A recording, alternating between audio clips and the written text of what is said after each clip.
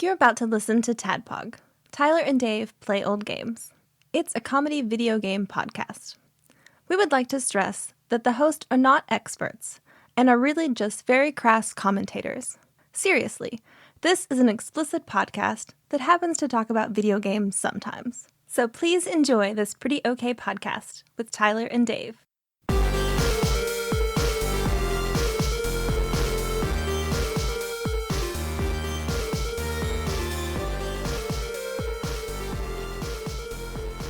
Hello, Internet, and welcome to another TADPOG podcast. It's just a little old Panera Bread level. You'll get it when you hear the stinger. Yeah. Don't worry. If you were, if I were as diligent to editing these as you were, Tyler, for editing the D&D actual plays, I would put in a record scratch sound when you said Panera Bread. Or an Earthbound. What a mystery. You might be wondering how I got here on this Panera Bread podcast. Hey, didn't see you there. Where three, day by day, as they shuffle down the mortal coil, aging old men talk about That's a fun one. increasingly, yeah. That's a fun new intro. Yeah. I like it. Well, it's my Eeyore intro. Yeah.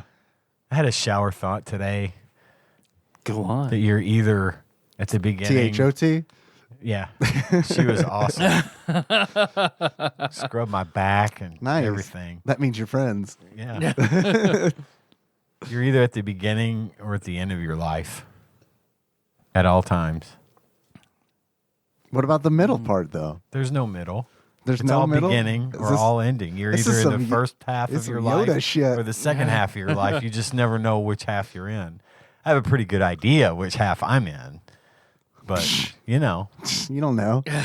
They're working on that cure, that aging cure. You know that. You know I'm watching that, right? Well, Yeah. I'm there. They got I'll a rat. volunteer. They got a rat who was gray. Now his fur is all black again. They're doing it. I'll take it. Probably give us cancer, but they're Yeah, doing it. but that's We all just turn up it. into little Deadpools, just If they reverse young, full of cancer. Little Deadpool if they babies. reverse aging, we'll be here to see the planet burn up.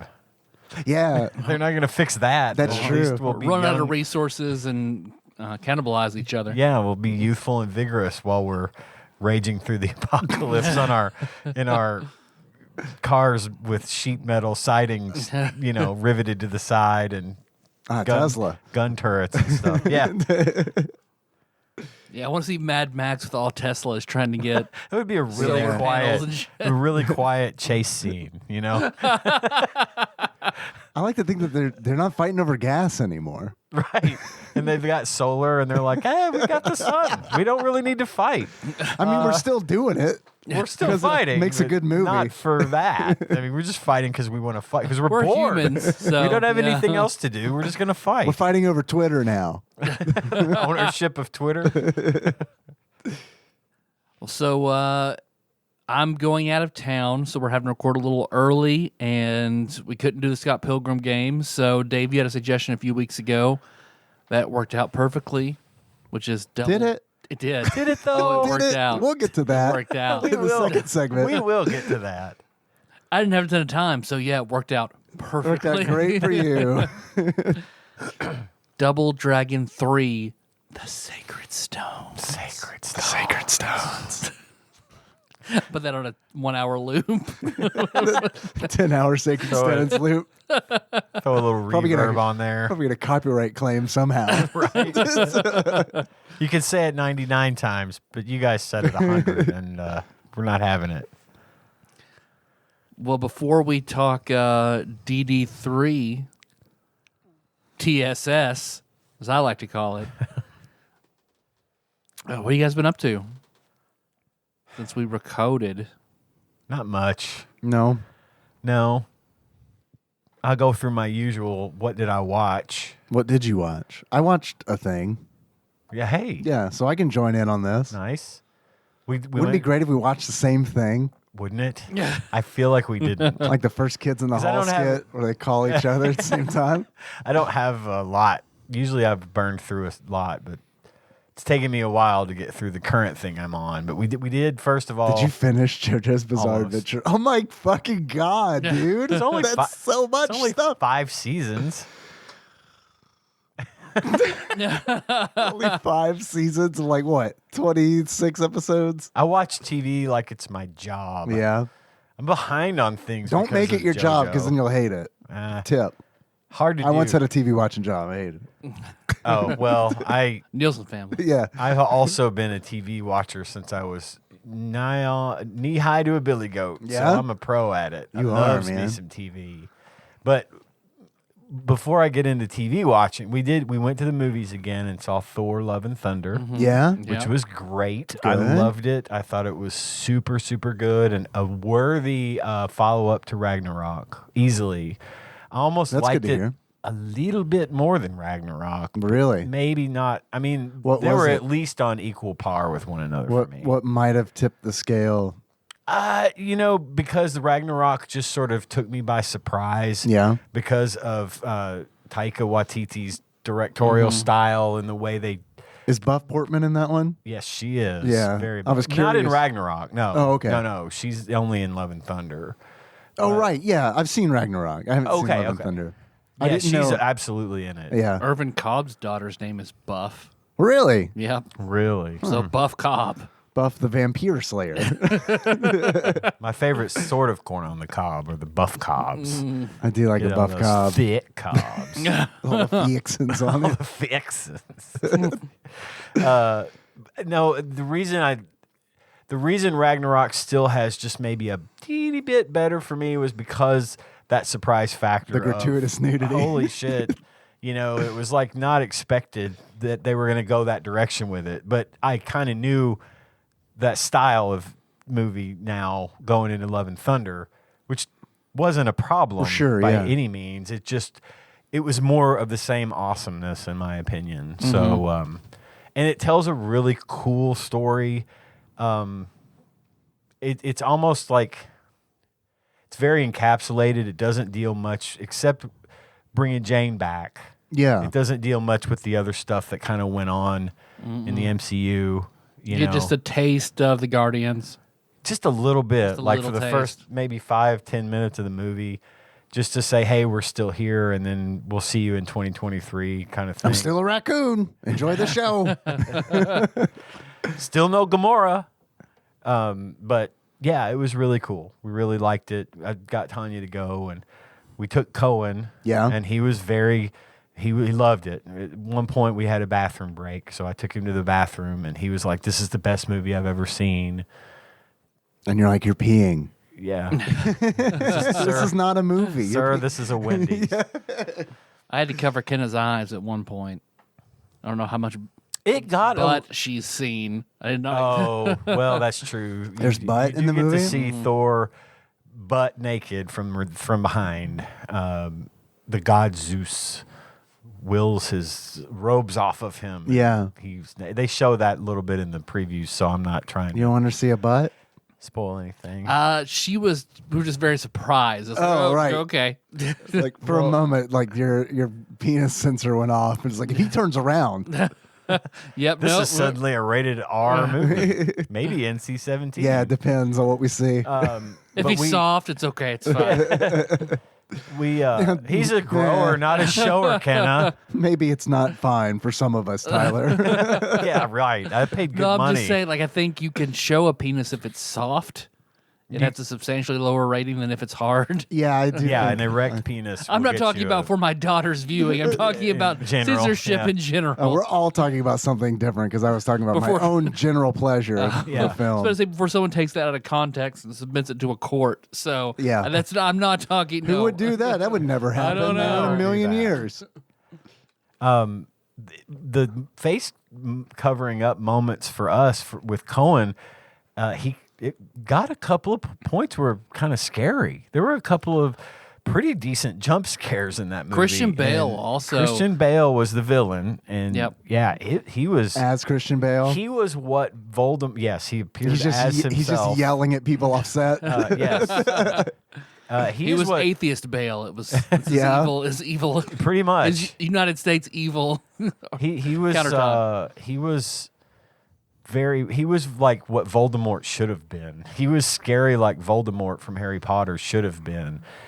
Just so Noseless. well, no, he had a nose. But he was very scary, and there was a whole bunch of really dark yet humorous parts to it. You know, the way he was there was this one point where he's got all these children that he's captured, and he's telling them a scary story, and he's trying to be funny, but he's being really terrifying, and it's the way the guy pulls it off is very effective. So it's way. I feel like it was way goofier the whole movie. it was very But goofy. juxtapositioned to how much darker the evil aspects of the movie were. Right, Like, because in much Ragnarok- goofier, but much darker. In Ragnarok, you had Jeff Goldblum's character, which was kind of witty and funny. Sure. And he DJ'd, and but he would then in He the next Goldbloomed breath, all over the place. yeah, he did Yeah. everywhere. Yeah. He was gooped everywhere. It's great. I loved it. But in the next breath, would order someone's execution. Sure. Right, and I mean that for a Jeff Goldblum character was extremely effective. But I agree. I think this villain was much darker and much scarier. I feel like that's why they made Thor a little goofier, kind of to Right. bring up how heavy it was. He on was the other side. And what I think really lends the movie a lot of credibility is that juxtaposition, as you put it. The end of the movie was extremely emotional and satisfying, and I thought they brought it to a really excellent conclusion to tell this one story, and it was great. I highly recommend Thor fans, especially if you haven't already. It ranks up there in the MCU for me as one of the better movies, just especially as a standalone. You know, I felt like Ragnarok sort of had a lot to do with the events prior to Ragnarok and the events after Ragnarok, which, Ragnarok led directly into the Infinity War and Endgame. And that served as a buffer in that regards. This just sort of kind of like previous ones stands on its own, and rightly so, because they had a few loose ends that needed tying up, and they did it in a really cool way. Yeah. So, definitely a big fan of that. Cool. We were thinking about going to see it this past weekend, but went to the pool instead. And then the park. Yeah, at the park. Great pool. Yeah, it is. I hadn't been there in a very, very long time. I was surprised that the whole locker room situation is Same. Very 1960s or whatever. Well, that pool, we used to go there it's the pool in the city park in Paducah, for those that aren't aware. It's a great big old pool, big old thing with a high dive and everything. Yeah, it's got some slides. Really nice pool. Lots of lifeguards. It's really well maintained. But it's been there since the 60s. Yeah. And I used to go there as a kid all the time. We would do we had a little amusement park. I think we've talked about Funland, had some rides and had some games and had some things. And then we had a water slide next to that, which was really bumpy and uneven and caused you to bruise up a lot. But after you're done with all that, you'd go over to the pool and you pay $5 or whatever. And you it's can totally swim. $5 still. And Yeah, it's the same price as it was. And yeah, great place. We went there again for the first time a few weeks ago ourselves. Yeah. On a whim. We Yeah. went to the park and we're like, you know what, think let's you go mean to the swim. pool. Yeah, on a swim. We went through the park. We were just going to go have a little picnic with the fam. And then we saw the pool. It was a beautiful day. And we're like, fuck this. Let's go get our swim trunks and go to the Nice. pool. So we spent the day there. So Henry got to see his first old-timey urinal trough. nice. Yeah. Yep, they still have that there. Because when he Yeah. walked through there, he was he's looking at it, and he goes to because it's this trough, it's this bathtub essentially Yeah. with sprinkler system just shooting water down it, and he's he goes to touch the water, don't No. don't.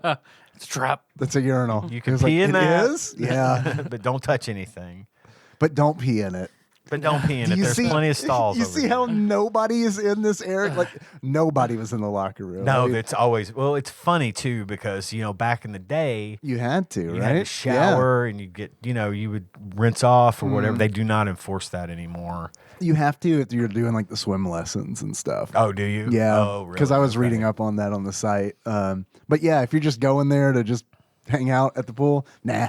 Nope. It's just like a big lobby, essentially. It's huge. because you have to walk through it. And when you walk in the front door, there's no door that goes directly to the pool. You have the door on the left, which is for the women and the girls, and the door on the right, which is for the men and the boys. And like if you're with your spouse, see you on the other side. She goes through this way, you go through that way, and then you can meet back up in the middle at the pool. But It's a loyalty test. It is crazy. It's Now's your chance. Run. That place hasn't changed one bit. At least not the building. The Not pool since I was a itself kid. I mean, has been done up and made Sure. nice, and they put a water slide there. yeah, the building's the little definitely splash pad. And all old as that. fuck because Yeah. it's scary. It is. Like I It's mean, it creepy. is totally creepy, and it's like, yeah, You let's just get. feel like even as an adult, I feel like I'm about to be molested. Yeah, and it's the middle of the day. Yeah. It's like noon. But it's On a still somehow Saturday. not. It's still dark in there Yeah. somehow. Yeah. It's a Because dungeon. it's all glass brick and concrete and brick walls and stalls and urinal troughs and things. But yeah, it's It's like an old. It's like it has the same vibes as like an old school, like an old abandoned school. yes, You know, it really does. it's got those kinds of vibes to it. Oof. So, but we were thinking about going to see the new Thor movie, and we went to the pool instead. And then the next day, he went to go see his Gram. Ah. So, but hey, I'm looking forward to catching it. You'll like it. Yeah. I do think you'll like it. It's hard not to, and it's worth a trip to the theater to see it because it's visually, obviously, a very beautiful, Sure. beautiful and well shot movie. I like going to the theater. I'm liking it more than I used to. Yeah.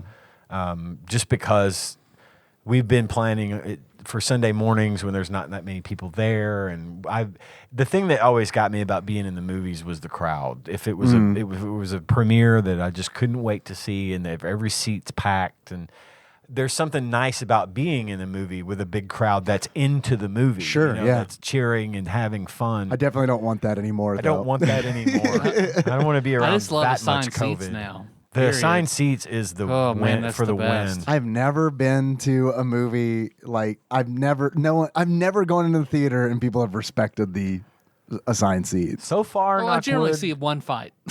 Yeah. where somebody will walk in, somebody's in the same seat. The Paducah usher has to come out and sort of just haphazardly wave their arms a little bit, and eventually they leave. But yeah, there's always one fight. Yeah. We usually don't run into that because, like I said, when we're there, the theater's rarely got that many people in it. But Yeah. usually when we get there, our seats are open. We always take the seats Man, in the front left. it has literally never happened to us. We have literally never gone to the movies and our seats not have been taken. Really? Yeah. Yeah, we get the blows. center. We get the center with we can put our feet on the railing. So of we course do they're gone. We do the same, only on the left. Yeah. So I can sit on the aisle because if I have to get up and go piss or something, I want to just be able to go, and Yeah. not have to get in front of everybody. When we order Or- the tickets, it's like as we're ordering them, it's like we're not going to get these seats. It's fine. We're just reserving spots in Right. the theater. We're going to treat this old school, Right. and pretend like this little system they have set up just doesn't fucking exist. Yeah. But yeah, that was good. And then the other thing I was going to mention was I'm still working on JoJo's Big Adventure or Bizarre Adventure. I'm in like season 4 now, I think. I don't know. I've lost track. It's so crazy. It's so much better when you watch it in the right order. Yeah, I bet. And it's silly as fuck. And Yeah. I just love it. I just love it. So Thor, Love and Thunder and JoJo's Bizarre Adventure. 4 stars. Wiz and Sage says, check it out. Check it out.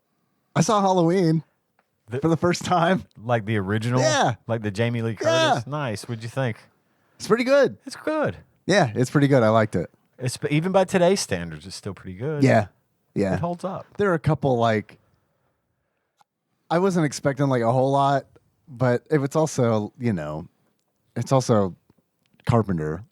So it's Carpenter. It's and, like, you know, okay. you know what to I know it's gonna. expect, I 'cause know, it's- and like there's some really, really, really, really, really good shots in that movie for it being a slasher, For sure. Like, and especially like there's a scene where I don't know what kind of lens is being used, but it's like in front of the murder house, and it's like this fisheye like kind of lens, and like just the fact that like the kind of pumpkin that they chose for that scene is like that was really fucking smart because it's a squat, like wide pumpkin. And it makes it look even more distorted because of the yeah, lens. exactly. Yeah, And it's you're like right. this is like, while this might not have like the best script in the world, there's some really, really nice shots, and there's like a kill in the movie that just absolutely like was like, are you fucking kidding me? Yeah, where there's he's some like of he that. like impales a dude, like sticks him to the wall with a kitchen knife, and it's like you do. it's like come on, the knife is like Yeah. it's possible. I know exactly the scene you're talking Adamantium. about, and I think It's about not. that It's not every long enough. time. It's not. It's not an issue of the material it's made of. It's a kitchen knife. It's like it's going through a dude and like with enough. It's and just enough impossible. to stick in the door, and it's like super sticking out. Oh, like, yeah. It's yeah. But No, whatever. they didn't I think mean, that through, or they did. or they did and didn't care 'Cause they it just want to make it. might have been a We just ratings. want to stick Who the guy to the knows? wall. We don't fucking care. Yeah, don't make it too real. I don't know. But I liked it. I thought it was good. I do like those old movies. I like that one. Halloween 2 is pretty good. It picks up, right where the next one left off, except they pioneered the idea of where the fuck is everybody in the hospital. And have you ever seen a horror movie? Generally speaking, apparently hospitals in horror movies are not staffed and completely abandoned at night. That's not just in movies, my friend. Is that a real thing? Also Oh, in yeah. Persona 4 Golden. Oh yeah. Weekends Same. and nights is fucking slim. Is it? Yeah. Okay. Well, it's even more slim because, they'll have like one nurse on duty for the entire hospital, but really there's only 2 patients.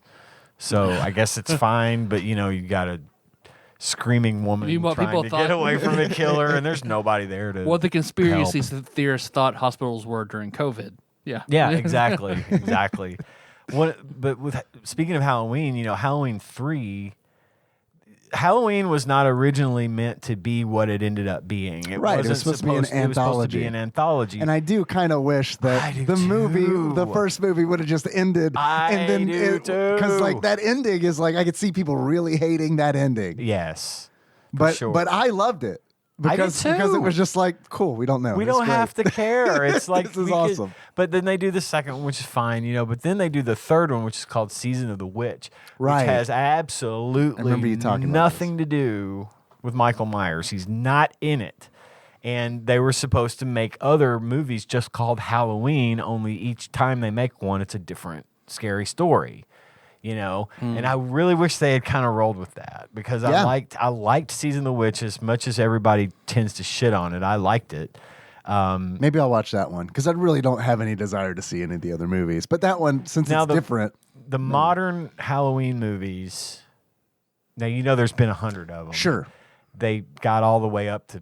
And people have opinions about them. They do. I know that. They really do. And Rob Zombie made a couple. Right. His take on it was, it was Rob Zombie's, and we talked about this in the Discord Sure. recently.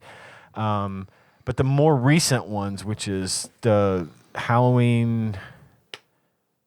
I can't remember the first one. There's one called Halloween Kills. H2O. And the next, no, not H2O. And the next one's called Halloween Ends. And they're picked up by, it was the 3 movies that are essentially made by the people that originally were involved that are still around. And it picks up where, like, I think the first or the second one left off and sort of disregards everything that happened in between. Gotcha.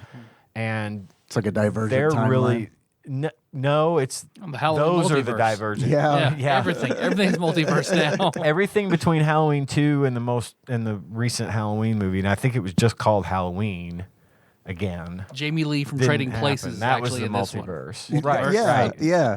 And then Jamie Lee from True Lies is in another one. And then Jamie Lee from Trading Places. People like Yeah. that, Jamie Lee. I do. I like all the Jamie Lees. Hard not to. But anyway, those are supposed to be like canon, and then everything in between is multiverse stuff. That's whatever. Because Right. at one point, I think they lost the license, and it was going out to whoever the hell wanted to make them. And I don't know, some horrorphile out there is going to tell me, going to chime in, and please do.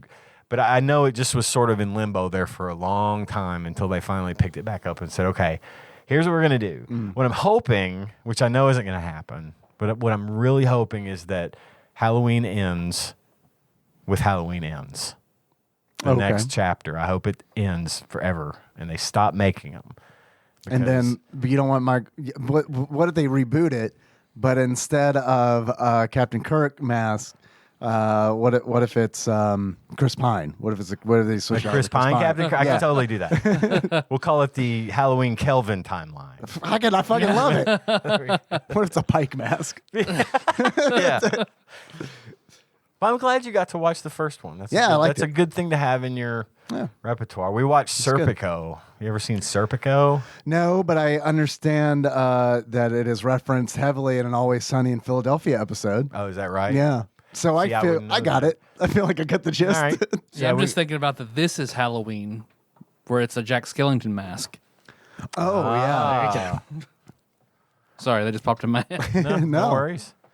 But we finally decided. We've been trying to watch old movies that we've heard 1,000 times about and never saw. We watched Serpico. It was fine. Yeah. It was fine. I might also be wrong about that Always Sunny thing. I don't know. Nah. Probably not. It might be a different movie. Is it like, what is it about? I don't. The movie? Serpico? Oh, good. Yeah. I was like, man, I don't even know what that Always Sunny episode was about. You know, it's Serpico. I said what it was about. It's Serpico. Are you asking what Serpico's about? Yeah. It's a true story about a cop named Frank Serpico who is like beyond honest. Like he had this mission in mind of trying to root out corruption in the New York City Police Department. So like all of these cops were on the take, like getting payouts for protection money, and had bagmen to go pick up all their cash, and they were making just money hand over fist. But he refused to take money, and he ended up getting assigned to a lot of these departments and was trying to build a case against the police department as a whole and to root out the corruption. And then he ended up getting I think I've seen this episode of Always Sunny. And I think it's the episode where they get the old Crown Vic. I think it's an early episode. Oh, is it? Yeah. Well, I may have seen it and not realized it was referencing Serpico, but in any case, that was the gist of it, and his sort of career as a cop. And I think they implied that he was ultimately responsible for for inspiring the internal affairs division of most police departments. So they would have their own internal investigation against police corruption and cops that commit crimes and things like that. So they didn't say that's what happened, but what was funny though, because I this isn't really a spoiler. At the end of the movie, all it says is Frank Serpico retired from the NYPD and moved to Switzerland. I didn't know it was a true story. Oh, wow. When I watched it with Tanya. No, I didn't They know. just shit on that ending. God, what they kind of did. Evangelion Bone shit it is in. that? No, they absolutely did, and I was Congratulations. like, what the fuck was that? 2 hours I watched this, and then they're just going to be like, and he moves to Switzerland, and Tanya's like saying, and she's going through IMDb like she does, and she's just reading. She's like, yeah, and he didn't like it in Switzerland, so he moved back to the States, and I'm like, wait, whoa. What movie did that happen in? When did that happen? And she Serpico goes, 2, the Swiss she The goes, years. Serpico universe. she was like 1984. I'm like, wait a minute, was this a true story? good Is it guess. She's like, Orwellian? yeah, it was a true story. So it completely. At first, I was like very disappointed in the ending. I was like, what the fuck? And then I realized it was a true story. They didn't have anything more at the time because the movie came out in '73, which is the year I was born. So they didn't have a lot left to say. Right. But I was really glad to find out it was a true story because I thought, well, what the fuck did this win an Oscar for? Kind of It just ending is ended. this. So many old movies do, though. They just sort of end. They just Yeah. sort of poof. It's like, and we're done. Bye. And they'll show a wide shot of the street as they, whatever. Stephen King style. Yeah, it's like, what? You leaving us hanging? Is there going to be a Serpico 2? The Revenge? I don't understand. John Serpico will return. Serpicoer. Serpicus. I finished that Final Fantasy VI Pixel Remaster. Nice. I've been watching Tyler play that on YouTube. That's been fun. I haven't made any more progress on Final Fantasy VI. Oh man, I'm super. Caught up. I'm caught up to you on the stream. Ready yeah. to talk about that. Take your time, but I'm ready to talk about it. I'll do my best. Hey man, that's I'm all. gonna throw in as much as I can, buddy. I mean, or don't. It's fine. No, you know? I will. I'm enjoying it. I'm just Okay, well that's the thing. If you're not enjoying If you're enjoying it, then I want you to finish it. We can do other shit like World of Ruin Don't episode count- 1000. I need pressure. Let me just stick. Let's Okay. stick with what we got. If I don't have pressure, I won't. What's your shower thoughts motivated. phone You know what number? I mean? I'll text her. Huh? What's your shower thoughts phone number? I'll text her. Oh, So she can put pressure I'll on give you in it the mornings. Do you shower in the morning, I assume? at night. Oh, you're a night shower. Yep. I'm with him. Night Two shower. night boys, Night huh? shower, Prefer to be clean when I get into bed. Is that right? I I eat in wanna my sleep. bed, so I definitely don't care if I'm Well, I clean. do. See, I do that too. My clothes are my napkins. They wipe it all off. Yeah. That makes sense. I just want to sleep to the last possible moment, so I sleep at night. Ugh, man, dude, I hate being at work feeling like I got the sleep grease on me. I hate that shit. Yeah. See, I don't have that problem. The problem for me is getting up and get early enough and getting motivated to get a shower Yeah. and do all that whenever I could just take my time at night and get it done, and then afterwards just hang about until bedtime. That's my thing. I used to shower in the morning because and I think this has a lot to do with the fact that I work from home. Mm-hmm. But I would wake up and my hair would be sticking up in 17 different directions. Sure. So I got to get a shower so I can do my hair and Yeah. make it look halfway decent to go to the office. Now I could give a fuck how I look. Yeah. So It's just how I feel. Ugh, man. Yeah? I hate sitting through the whole day, like just being like, if I miss a shower in the morning, which I do not do because I fucking hate how I feel, the whole day at work, I'm like, I cannot wait until I can go home and I can get this like coating of like oil off of my body. I hate this feeling. That's how I like sliding into work on the sleep oil. Yeah. Yeah, just get off. It's good. Well, normally sometimes you take a second shower just because. I used to, and then Henry was born, and I ain't got time for 2 showers anymore. But yeah, just because back in the day, for sure, just to fucking kill 15 minutes. Yeah, but now it's like no, not a fucking chance. yeah, I feel like I would rather wash off the dirt of the day before I go to bed. Sure, yeah, and that makes I feel sense. fresh and Dude, clean when I'm asleep. I used to be a night shower boy.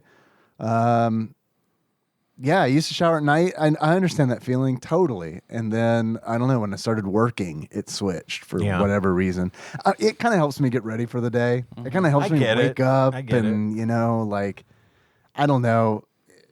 And now at this point, I associate not showering in the morning with like that feeling of like stomach dropping out, adrenaline. Oh shit! Yeah. Something's wrong. I'm late for work, kind of deal. So.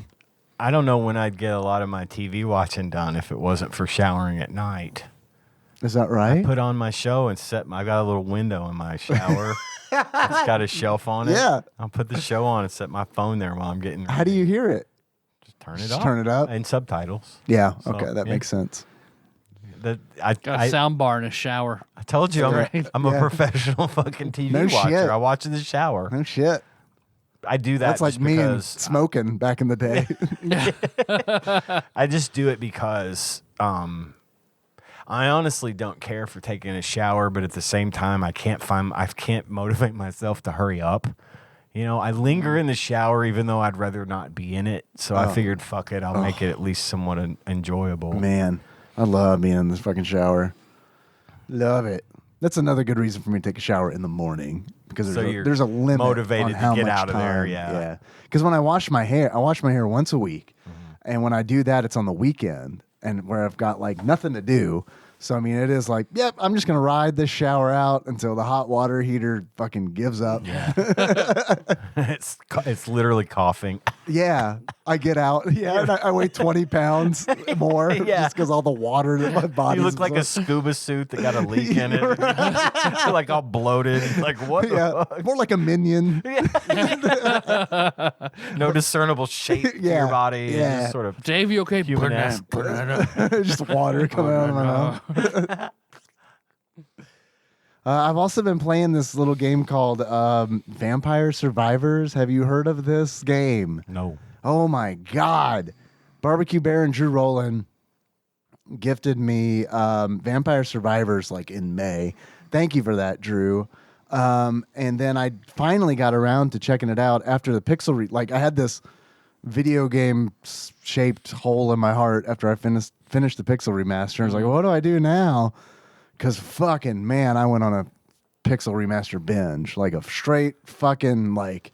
Yeah, I can't think of the last time you played a game like that. Like I would get to work and it would like I would have a video game hangover, like legitimately, where it was just like fuck, I feel like shit, but I can't wait to go back and do the Mage's Tower tonight, kind of deal. That's how good it is, you guys. I mean, it's really fucking good. Like it's really good. I can see why people wouldn't like it. If you don't like the original, then you're probably not gonna like the Pixel remaster. The Pickle remaster. The Pickle remaster. That's the next everyone one. It's likes. gonna be great. Yeah, everyone does like the Pickle remaster. But man, Vampire Survivors is Bread so, and butter so of the good. Figaro brothers. It's like this. It's kind of like a twin stick shooter, but it's more like a one stick shooter, where like bullet hell. But it's like if Castlevania was a bullet hell game, and like you get all these like classic Castlevania weapons, like the Crosserang and the holy water, which they call Santa water, and like the magic wands and the I can't remember what they're called, but the crystals that go bzzz, and they ricochet off of stuff. You get those. Yeah. and- Hey, don't care for that one. so you build, you like as you go through it, it's a roguelike. So you kind of like, as you're fighting these waves and waves of enemies, and like as you go, you're just trying to survive as long as you can. I guess hence the name Vampire Survivors. You're trying to last as long as you can, but like as time progresses, the enemies become more varied, and the waves become bigger. They become harder to kill. Bosses show up. And like you kill a boss. If you kill a boss, they'll drop a treasure chest, and like you grab the treasure chest, and it like upgrade a random weapon. So there's like this gotcha mechanic to it. Super addicting. Absolutely, it's like one of those where it's like one more run, because like each run is like if you make it to like a run's like 30 minutes max, pretty much. Like Hades. Yeah. So I mean, yeah, it's got like that Hades kind of feel to it. And like again, like Hades, like each run, you're given different weapon options. Like on this run, you're given the option to have like the whip, versus the holy water, the Santa water. So, and then you can unlock these evolutions where it's like, if you pair the Santa water with this passive item, and then you level the holy water, the Santa water all the way up, it becomes this like new evolution of the Santa water. So What's it called again? It's called Vampire Survivors. It is unfortunately only on Steam, but I hope that changes in the future. Sounds like it would be a good Switch title. Yes, absolutely. It's like Hades was. Yes. And I hope it's going to change, and I'm hopeful that it will change because it's in early access on Steam. So maybe when it's donezo, they'll like, and they've got to developed it. They'll and put it out, push there. it out because it would be awesome on the Sounds Switch. like one I'd love to try. It's $3. It is shit. $3. So take my money. And it is 1,000% worth the $3. Okay. Like I've already put way more into it than the $3 that Barbecue Bear and Drew Rowland spent on it. So thank you for that, Drew. I fucking love that Sweet game. Unlockable characters. I mean, unlockable weapons. I mean, it's just like you get money like in Hades and Rogue Legacy, where you can like take that money and then buy permanent upgrades to your whatever character you're gonna take. It's really cool. Awesome. I think you guys would dig it. Sweet. What about you, Tyler? What have you been up to, man? I had a good weekend. Good. Melissa, who is perfect and amazing, just wanted to. We like going to the Zanies together. So she's like, "All right, for your birthday, let's go see Dave Attell." I was like, "Hell yeah, let's do it." So we had more of a belated event. My birthday's on July the 2nd. So pushed it back to this last weekend to go see him. So we go out. We spend one night, just like get a hotel room, which was really strange. We found one. We'd never been to it before. So we get there, and it's Marriott. Have you guys ever heard of a Marriott? Marriott. There's 2 R's. You probably roll it. Marriott. Mario. The T is silent. It's French. Mario. When we get there, it It's a turns me. out it's a Me, Mario. Mario. That it's an extended stay. So I don't know how long people are staying in, but we get up there and like people There's a guy in your room well, they're making like the burrito. barbecuing outside and Yeah. shit, and like everyone's standing around the door like in their individual Jay and Silent Bob type pairs. They're all super nice. Yeah. But it took forever to get somebody. It's the swinger Marriott. Maybe it was really weird. You have to pay extra for a lock on the door. Here's just a key. Got to sleep wherever it fits. There you go. Pick yours out of a bowl. It took forever. We only saw the same front desk girl and literally no one else. Like housekeeping never came. Never saw them. Never got any towels. Never got any turnover. No, nothing. When we got in the room, it was we were missing like nightstands. There were like chips in the paint where they clearly had ripped it out, and like no amenities. It was. Was there a very weird. bed? It was cheap. There was a bed. There was a Pallet fridge on the floor. The bed was almost like a pallet, just A literal pallet. a foot off Like the a ground. wooden It was pallet. really weird, A bunch of wooden pallets. but it was cheap. Well, that does explain it. Yeah, we went to a good Cajun place. Yeah. that Melissa's. I heard you talking about this. Yeah, Melissa got it. What did we? We went. She wanted to try Cajun because we'd only had like Broussard. She's like, I want to try some other kind of Cajun. You mentioned this on your stream, which where can people find that? It's on the YouTube channel, yeah? It's on the So the TADPOG YouTube channel. Dane's kind of helping me maintain that with all the streams. So I stream it, and then he tags it and puts it up. He's got it in a list, so you'll have awesome. all our episodes, all the Scott Pilgrim episodes, Dave, your long plays, and your Twitch uploads, and then my Pixel remaster streams. Thank you for doing it's that, all up there. Dane, by For the sure, way. Dane. You mentioned this on your stream, and it led me to ask the question in my mind. So her taste has returned from Oh COVID. yeah, it has. Okay, Yep, she's that's now. good. It might strengthen the weekend, but it's back. Good. She's good. Good. So she had Because I was curious, like, life-changing is that why you went fries. to Cajun? Because it's like, I can't fucking taste this shit. Normally, you're probably right. Yeah. Load me up. We wanted to get Indian, but it never just worked out. We never quite in that mood.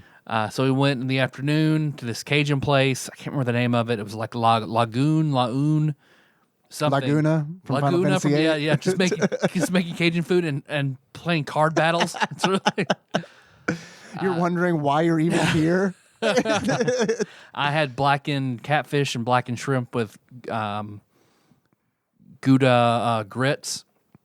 She had Gouda grit sounds good. she had blackened It's a good band name, catfish. actually. Gouda grits. Yeah. Maybe Link will call us at the end of this episode.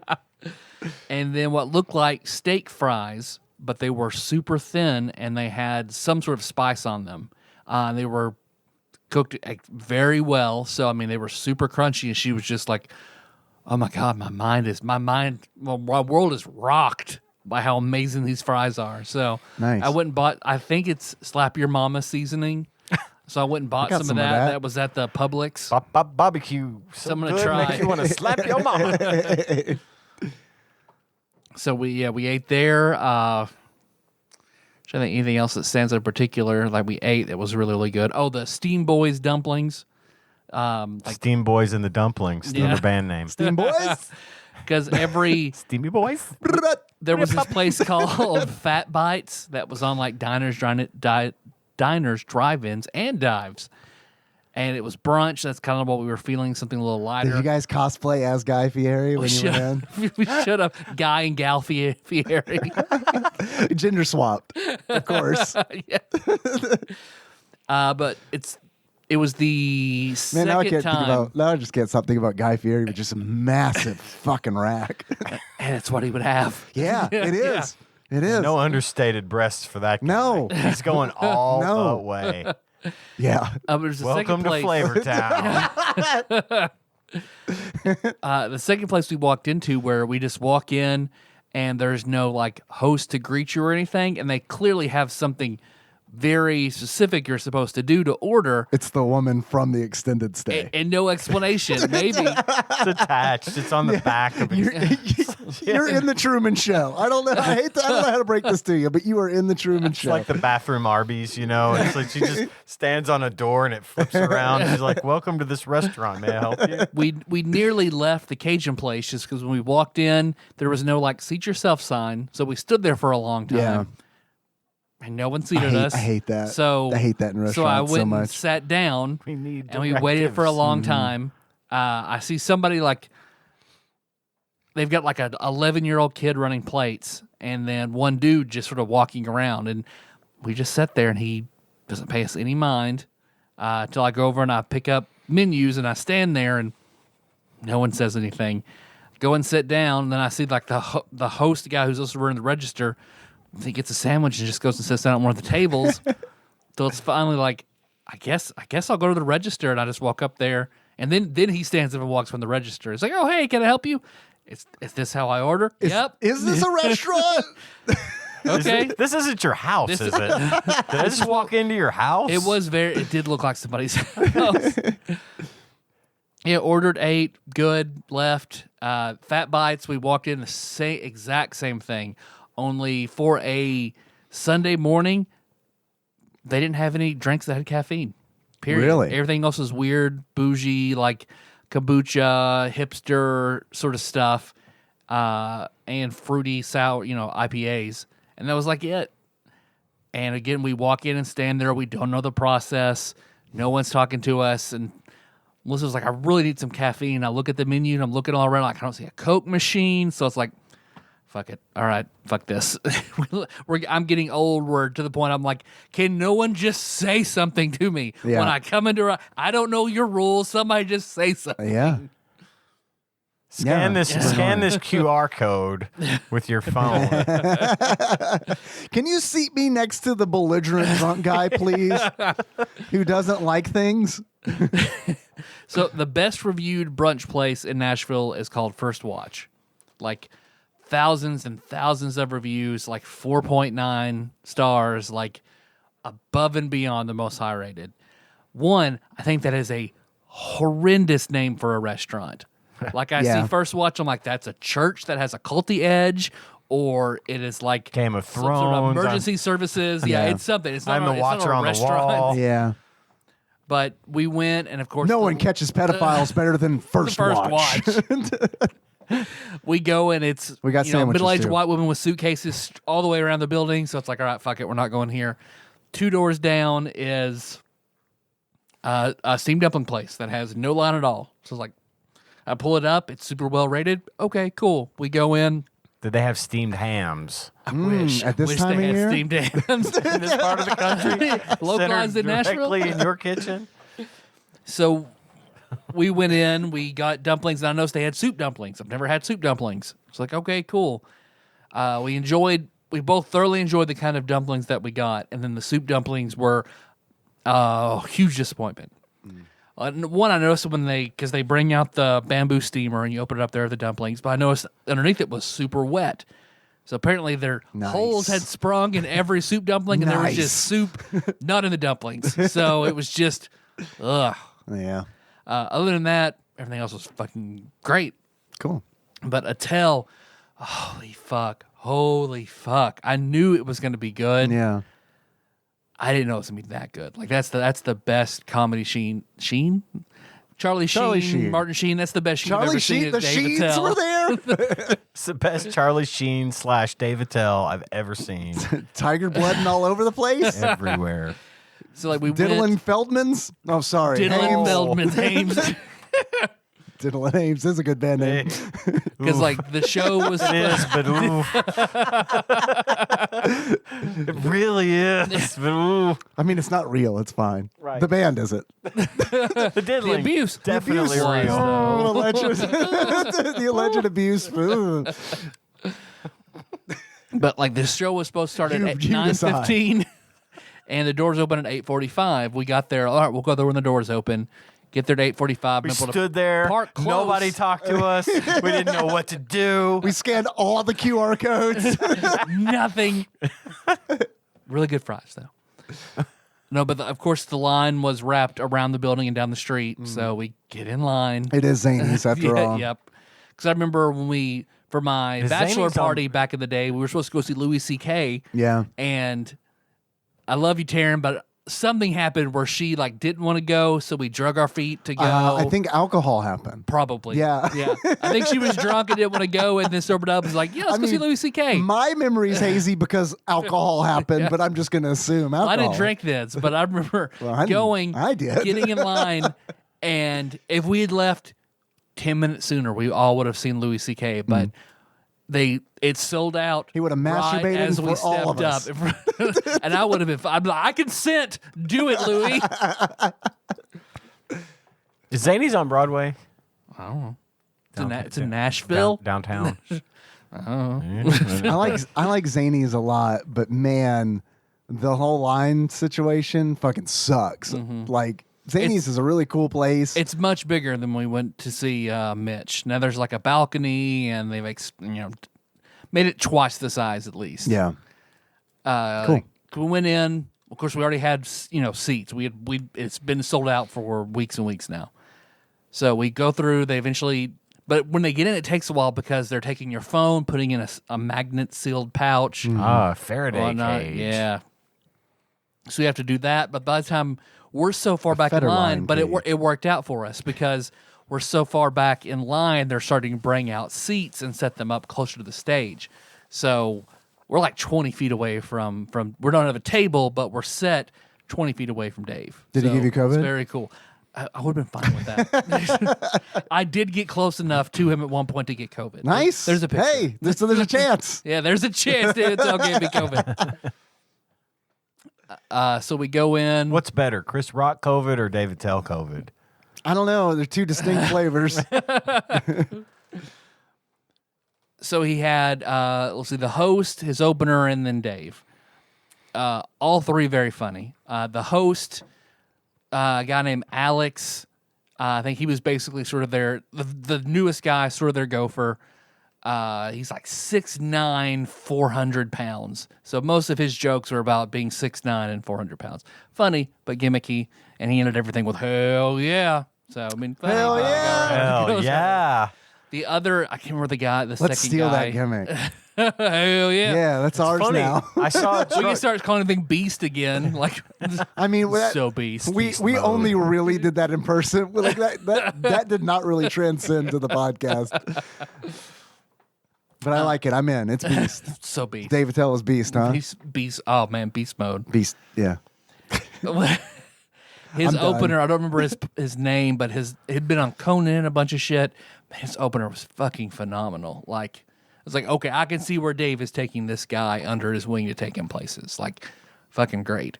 And then whenever Dave comes out, which I haven't actually seen Dave Attell in a very long time, so it was surprising for a second, because of course it's been 20 years since Insomniac. So he comes out on stage, he's immediately talking about, yeah, I know you probably expect me to be whipping people in Syria. I get how I look, it's fine.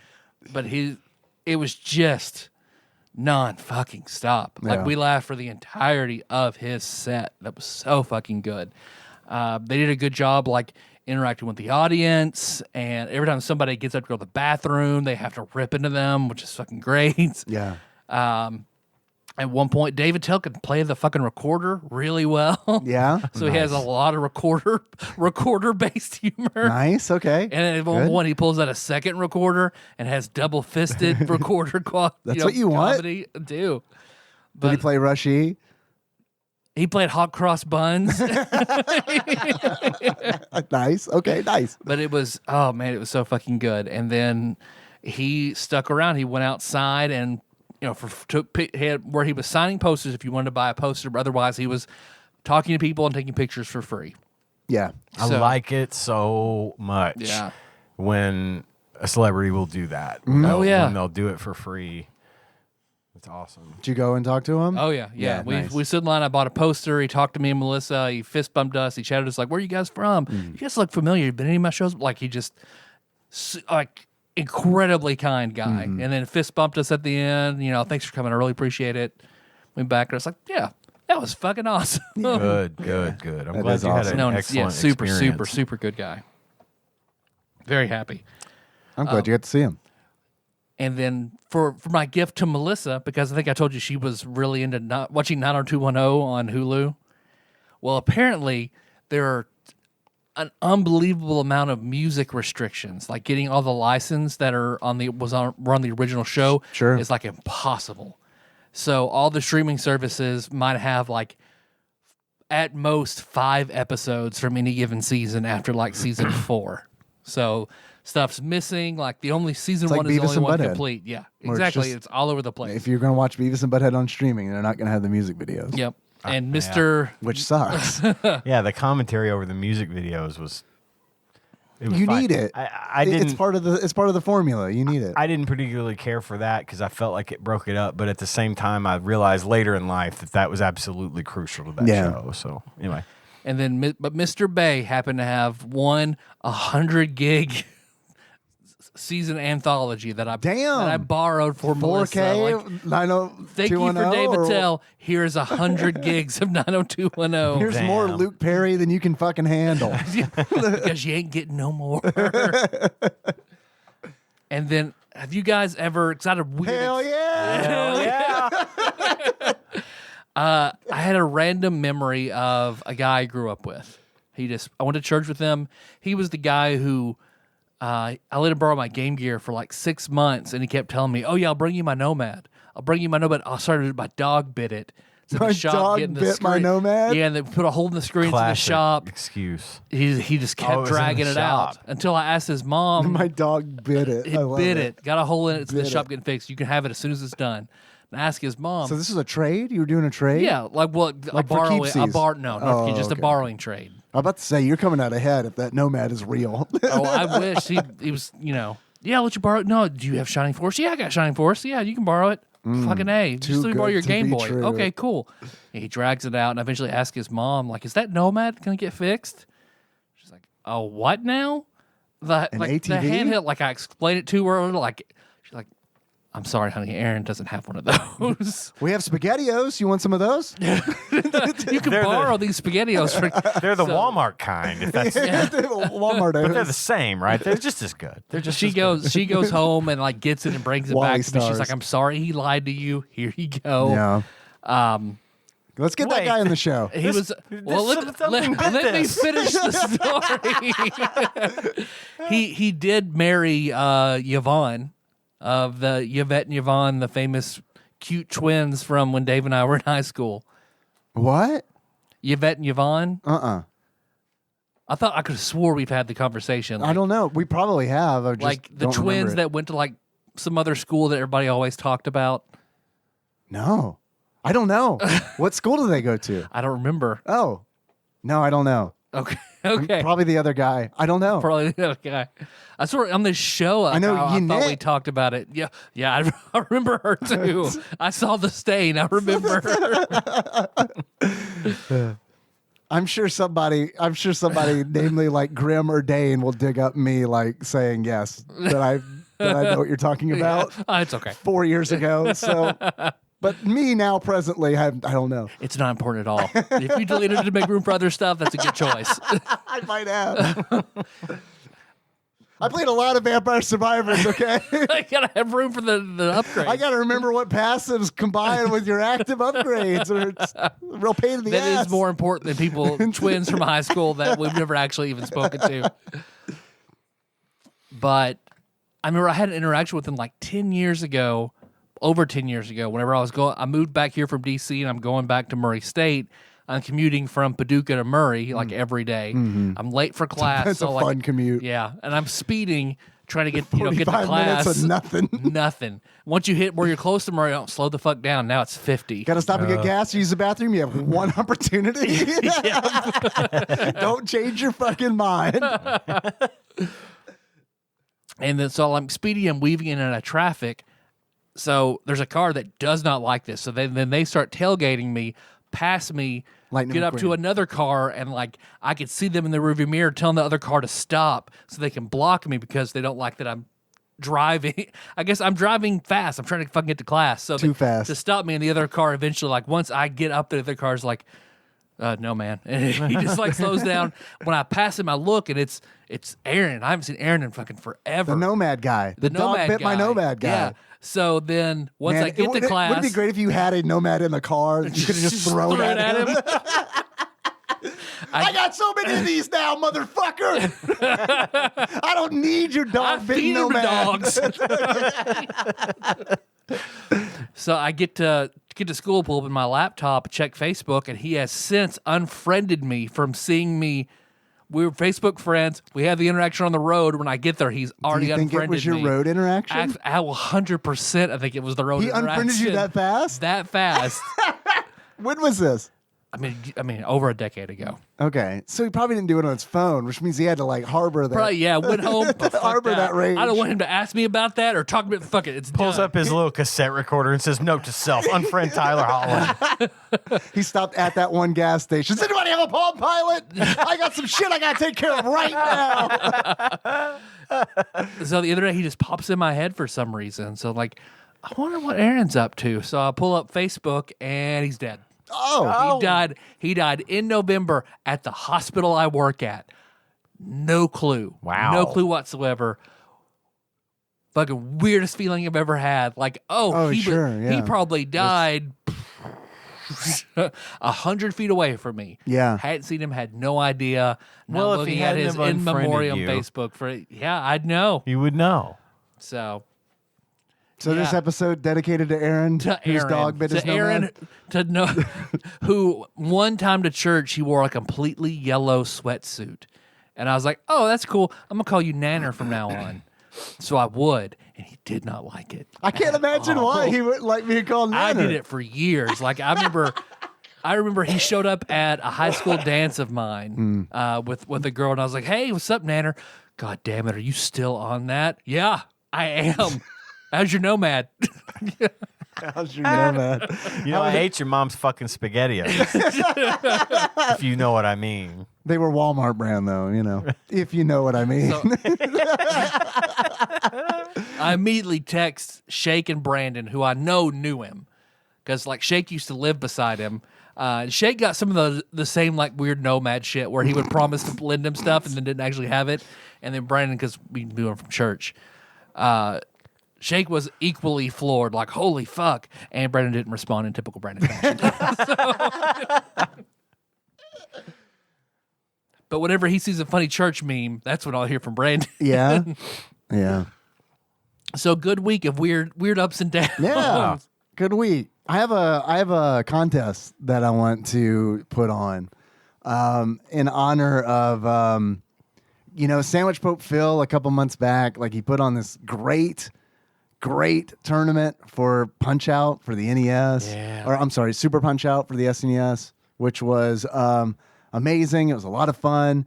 And like, it was regular. It was regular Punch Out. My brain is like, you cannot proceed with information until you get the other I thought it was information. Super Punch Out. Oh my God. Yeah. Pretty sure it was It Super was Punch Super Out, Punch Out. because I was like, Because I wish I had done It had the that. biting Irish guy. Yeah, I remember. I Aaron remember Ryan, you guys yeah. talking about it actually. Thank you. Now I can. It was, I can it finally move forward. Because I found out about the extra championship mode that I didn't know about. through that what you were talking about. The special, on the the special circuit. Yeah, special circuit. I didn't know about that until you told me about it, and then I went and played until I got the special circuit. Yeah, on it's that really Switch. hard. It's very It's hard. super really hard. Yeah. Hoy Did not Carlo, do like well. a motherfucker. Oh my God, he's the Hoy worst. Carlo's the fucking hardest in the He game. is the Yep. worst. I wouldn't know because I never made it past him. Like if anybody after him is harder, I don't think the Bruiser brothers Good are as Lord. hard. So yeah. good with his fucking staff. Yep. Jesus, All his Chinese powers. God, this ancient mystical arts. Yep. But- That's probably a better way to put that. Freaking Chinese powers. Goddamn Chinaman powers. That's the Austin Powers ripoff. Chinaman Powers. If that's not a wrestler from the early 2000s, I'll fucking eat my hat. What the fuck? Oh yeah. So Phil did this tournament that was largely organized on Discord. I don't know if it went outside of that. That's bit.ly/TADPOG Discord. And then I've been like competing weekly on the Video Game Sage forums. They've got like this NES competition where it's like each week there's a different game and the game has like there's a different challenge for each game. Like this week was Donkey Kong and it was just like a Donkey Kong for the NES, Donkey Kong, high score, good old fashioned one of those. I did horribly, but that's okay. It was still fun. But between those two things, man, I've been like, since Phil did that tournament, I've been really wanting to do something. That was so much fun, and people like really got into that. I've been wanting to do something like that. And we're talking about, this is going to get a little confusing because today we're talking about Double Dragon 3. It confused the shit out of me. Right, which is why I definitely want to get in front of this. But since we're talking about Double Dragon 3 today, I was thinking like, what could we do? What could be done that like is Double Dragon related? What kind of tournament could there be? And it's like, well, one of the things that was so great about the tournament that Phil did, Sandwich Boat Phil did, it was amazing, was that Super Punch-Out is very accessible. Because it is available on Nintendo Switch online in their SNES library. So I was like, well, I should do something like that so that more people can participate. And it turns out Double Dragon 3 is not in that collection. Which is weird. But I mean, but not It's really. understandable. It is understandable. We'll get to that in the Act next 2. segment. But Double Dragon, Sacred Stones. But the first Double Dragon is on Nintendo Switch Online in the NES library. So I'm putting on a tournament. I'll announce this on the Discord as well the day that this episode drops. So you'll have like I'm not going to give you the full rules here. Check out the Discord, bit.ly/TADPOG Discord. There's not just this going on. There's a lot of cool stuff going on. We have announcements. Tyler announces when he goes live on his stream there. So if you don't want to miss one of those, first of all, subscribe to the TADPOG Podcast YouTube channel so you get a notification. But also get on Discord so you can see when he's going live. And then there's also really good conversation that goes on in there. We hang out in there a lot. I don't talk as much as I like to because I generally am at work when I'm on the Discord. But there are a lot of great conversations with a lot of big fans. Our executive producers are all on there eventually at some point. We're on there. Love the Discord. It's my favorite an awesome thing. place. Yeah, like I don't really is. do a whole lot of social media. Like pretty much all I do is just the TADPOG Discord, and that's like enough for me. That exactly. that is a good place for me right now. Get in there. But Free. It's 100% free. it's Come on free. in. Yeah, just come on in. bit.ly/TADPOG Discord. That's where the full rules for this Double Dragon tournament will be in. But the gist of it is essentially when this episode comes out, you'll have until the following Tuesday to submit your progression in Double Dragon. I'm going to have prizes, $60 for first place, $30 for second place, $10 for third place. So enter. Go to it's going to be progression based, so don't worry about score. We've caught these deer. We are ready to give them to you. Well, Did you think it was money? No, it's bucks. Oh, it's actual bucks. deer. We'll keep them alive. No until- dose. Artisanal, home caught Panera Ducks. Ducks? Check out the TADPOG Discord, bit.ly/TADPOG Discord. The rules will be there. I'll set up a channel in there that's specifically just for this. It'd be awesome if you guys would participate. That weekend that was. If the three of us super win, fun we show. save ourselves a lot of money. True. So that's the goal here. Well, I mean, I'm not going to participate. I'm but going to you play, guys but feel I will free. forfeit. I will forfeit any. I won't even come close to being a winner. Yeah. But I am going to play just for fun. Yeah. Cool. And if don't count, my submission won't count. Don't worry. I'll take it all. Fuck you. I'm gonna get that money. Okay. Do it, baby. No, I Hell will lose. yeah. Hell yeah! Sorry, guy. Look at all this 400 pounds of sexy. Hell yeah! Hell yeah. Beast mode. Beast mode. Get that double dragon beast mode, This is baby. 400 pounds of beast. So bit.ly/TADPOG Discord. Join the Discord because that's pretty much where I'm going to be taking the score submissions. So that if you want to participate, that's where to do it. Cool. And that's it. Hell yeah! Hell yeah. Hell yeah. Make sure I include that in the show notes. I got an announcement to make as Yeah. well, but Excellent. it's not quite time for it. I'm still teasing it Okay. because the thing we talked about, I don't have it in my hand yet. Remember the thing? Remember the thing? Oh, yes, I do. Yes, I do. Ian's Yeah. OnlyFans. My OnlyFans is about to drop. Are you top 5%? Top 1%. Oh, shit. You dress up your penis in various Star Trek costumes. It's gonna Only be great. Among other things. Only perverts will understand. I'm going to go ahead and mention it again. I mentioned it on the last episode.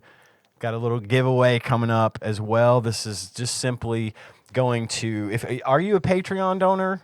And if you're I'm not. well, What's now's in it for me, I Ian? have an idea. I'm going to give away stuff. And I'm not going to announce just Hell quite yeah. yet. Hell yeah. I'm not going to. Man, Ian is so beast of you. It is beast mode. I decided to go beast mode So beast. before I came here.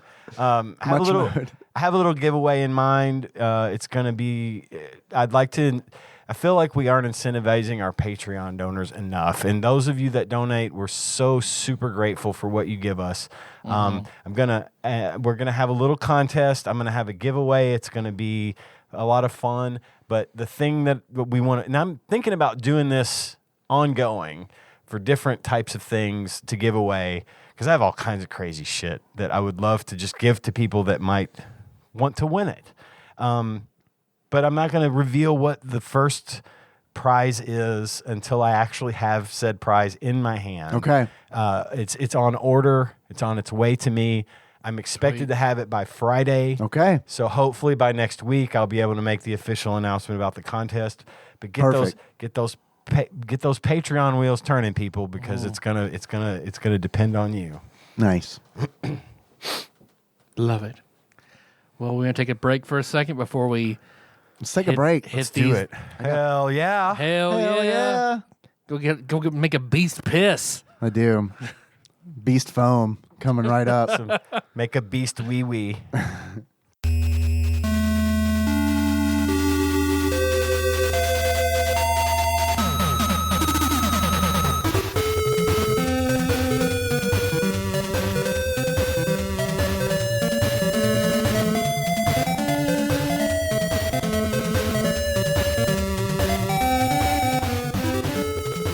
We're back.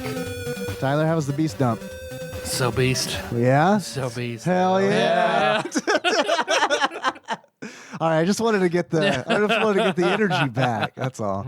We had packages and stuff, and I even It's the last I'm segment. in the community corner. Okay. We're doing the last segment. I got That some- does this. make more sense. I got some calls too, actually. Sure. So Let's do it. Hell We'll do it yeah. all. Hell yeah. Hell yeah. This middle segment does not have to take long if we don't want it to. that's true. I Oh, mean, let's hit it then. I don't mind if it does, but it's cool. All right, so Double Dragon 3, a side-scrolling Stones. beat 'em up. The Sacred Stones. 1990 NES game. Yes, 1991 NES game, 1990 arcade game. So looking at the box art, what would you expect?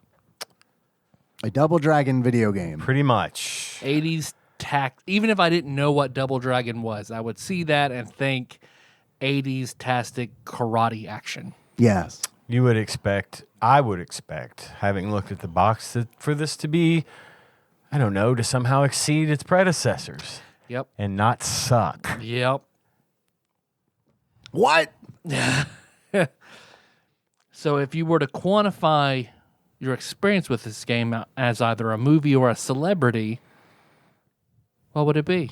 I've got a few. All right. My first movie. One for each character in the game? No. Let's cast Double Dragon 3. No, I didn't care about it enough to do that. You liar. I saw your notes. Roadhouse, Roadhouse. which I think would really be for any of the Double Dragon games. Mm-hmm. But this because the guys in these games, they dress like everyone in Roadhouse. And they fight all the time. So there's that. You don't know that. Just when we see them, they're fighting. When we don't see them, they're probably doing real constructive and stuff. shit. You Yeah, know, they're probably- like reading to kids in the local yeah. hospital. Bimmy goes to the bank and gets stamps. Bimmy goes to the bank. It's a great name for a children's Yes, book. it is. The second one I picked movie-wise that this made me think of was The Warriors, Come out and play. 1979, because Never seen it. the Never guy- seen it either. the guys in these games dress like everyone in the Warriors, and they fight all the time. Yeah. Also, the villains are dressed more like Warriors villains than, like, say, the bad guys in Roadhouse or whatever. Roadhouse. The next one I picked was Kickboxer, I haven't seen that either.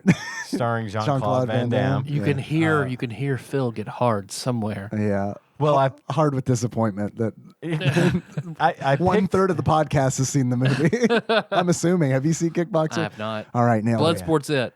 I haven't even seen that Bloodsport. and The Warriors. I've seen all these movies. I saw Bloodsports. Does that count?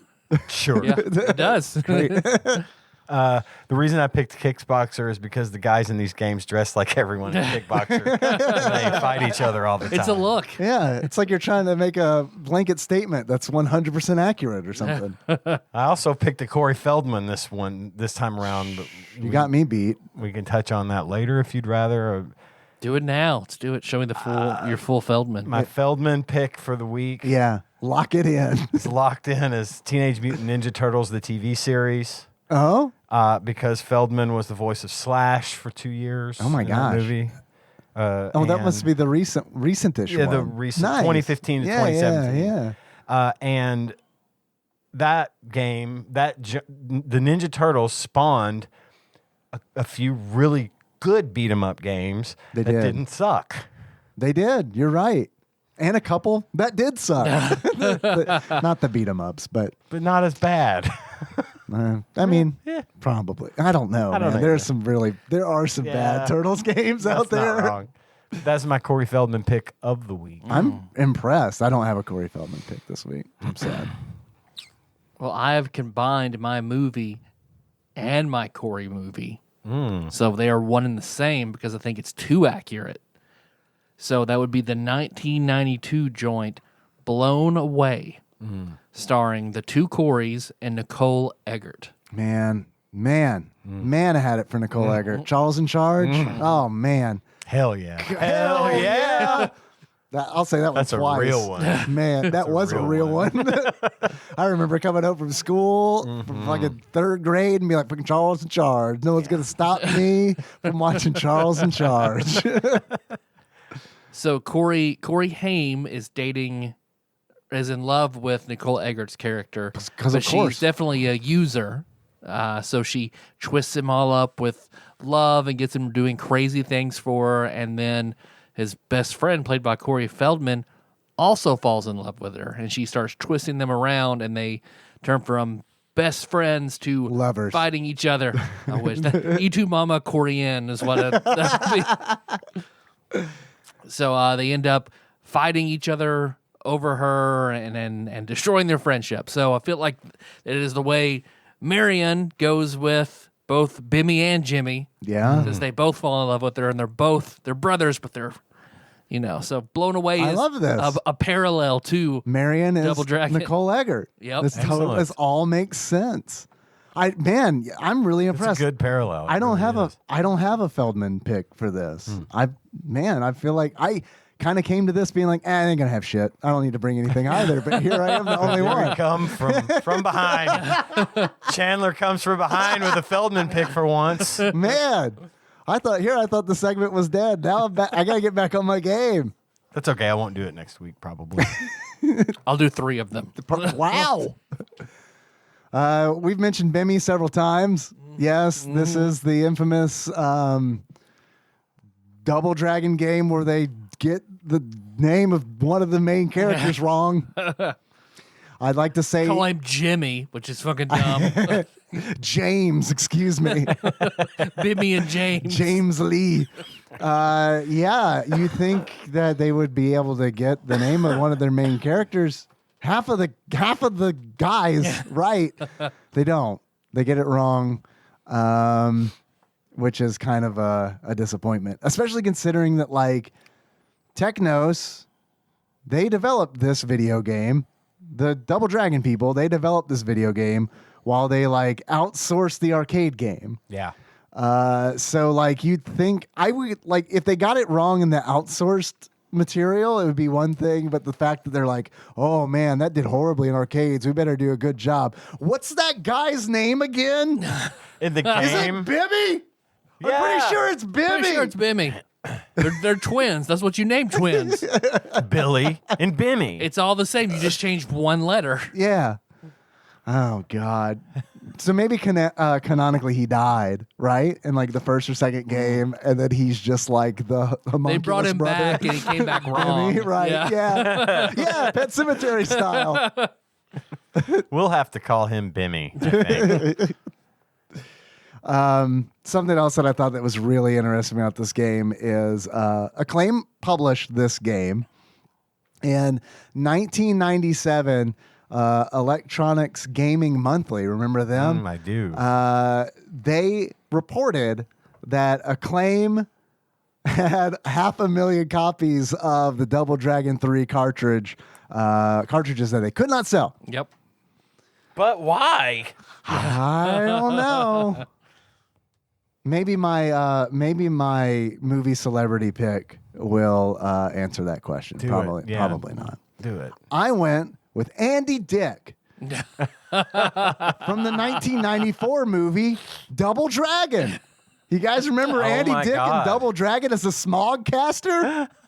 God. I do not remember that. That's not the only reason I chose Andy Dick. I also chose Andy Dick because Remember Andy Dick as Phil Hartman's murderer? well, I don't. Tell me more about Somewhat as his tangential murderer. his enabler slash murderer. He enabled, Phil's wife to kill Phil. So yeah, Andy Dick.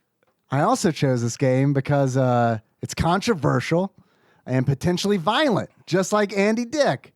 Not because the game is partly blamed for Phil Hartman's murder, which it isn't, but Andy Dick is.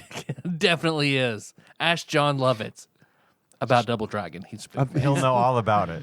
He loves Double Dragon. Especially Double Dragon 3 for some reason. Yeah, it's weird.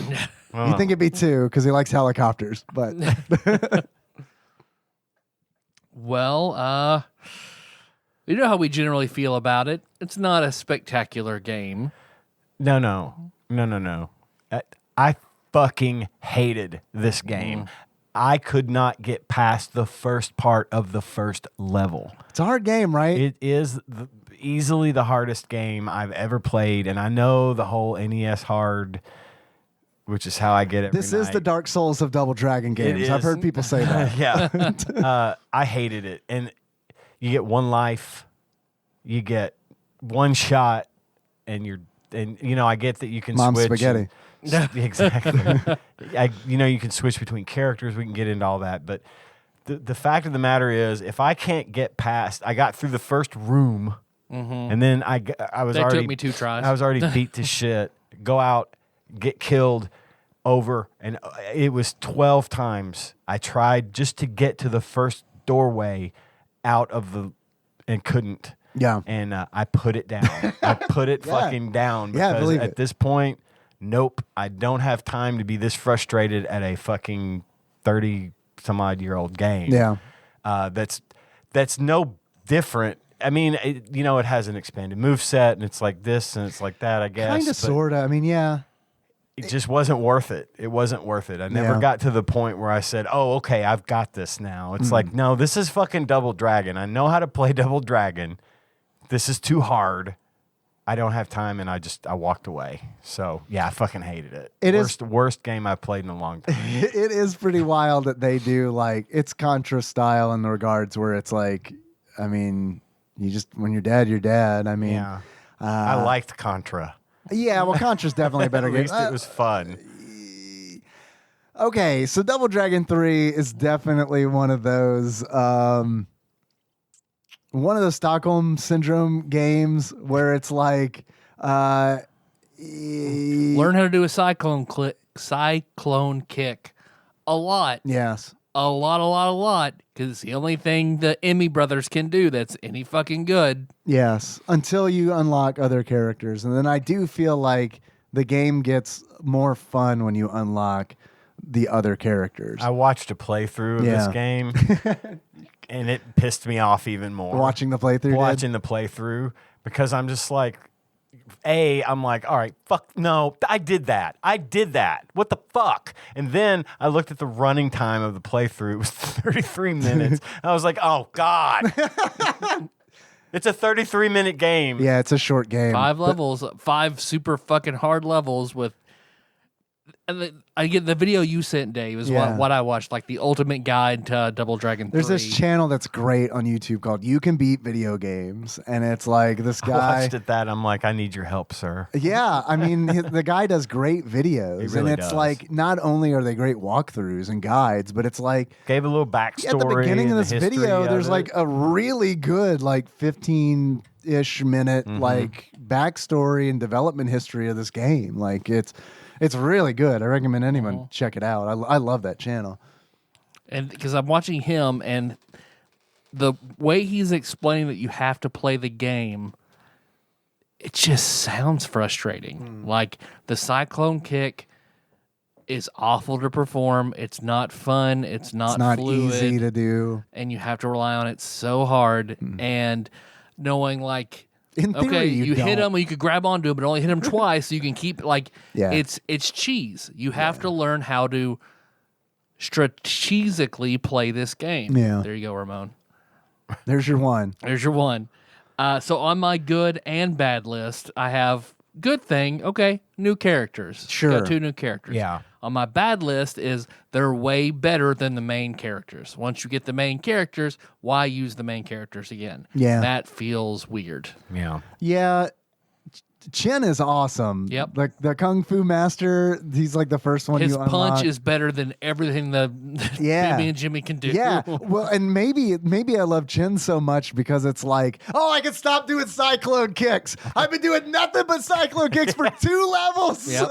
and Yep. it's like finally I can just punch. Just punch. Oh, this feels so good. Fucking punch. Like this is like one of those NES games where like I normally hold the controller like a casual gamer where like I hold it.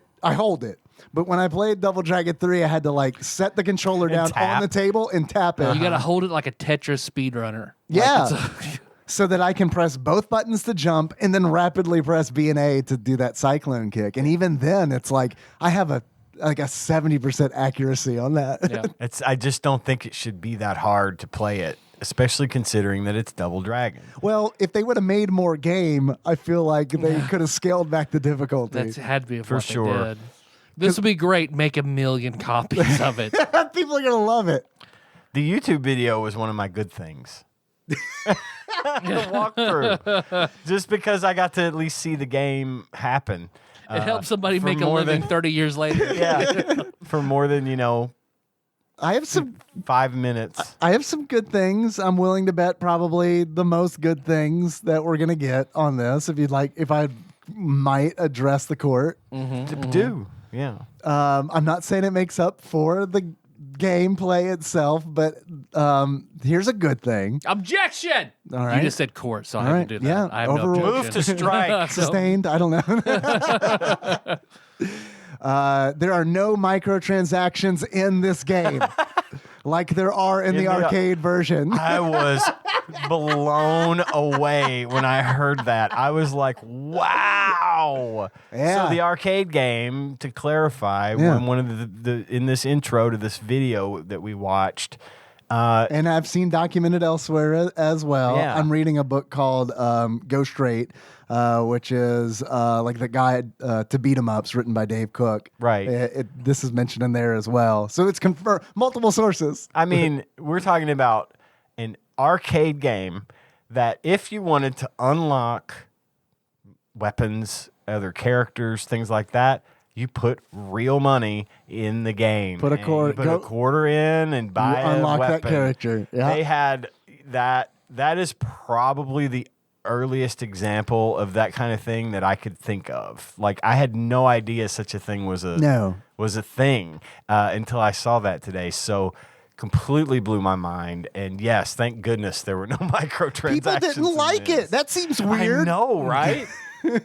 Or Because in all the other games, I could put in a quarter and just play the fucking thing and level up and do all kinds of stuff. it does feel like pushing it because it's like you're already like at this point, especially like in 1990, it's Right? like you already know like you're going to be putting quarter after quarter in this thing if you want to finish it.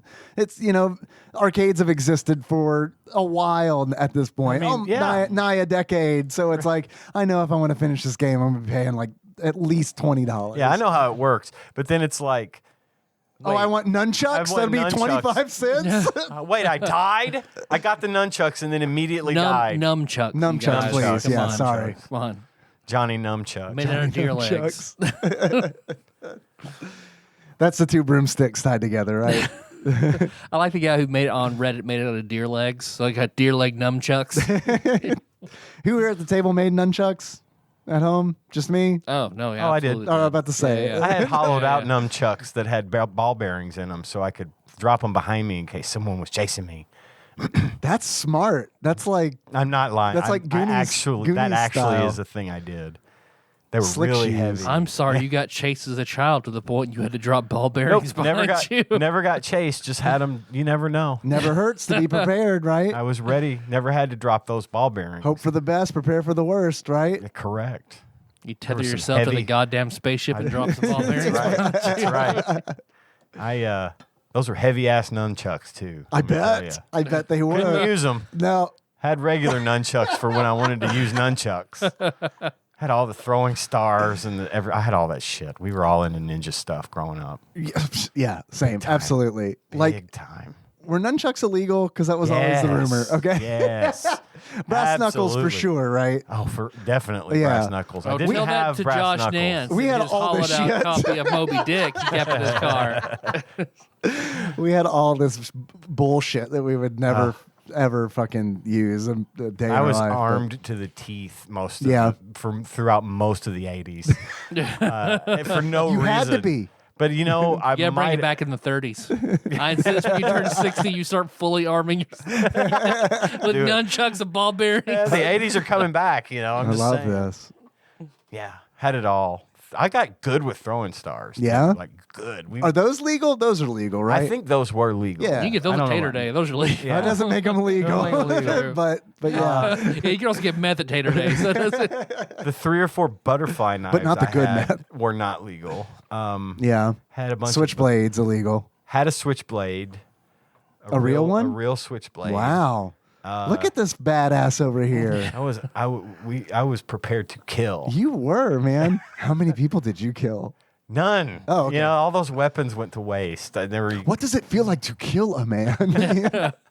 I love that Tanya took one look at that and was like, "Oh fuck yeah, that's a man Yeah. who will defend me." No, I Give me was those way out of butterfly knives. Do I you was, have I the was out butterfly of knives? that before. I'd fuck him, but he'll throw those ball bearings and run away.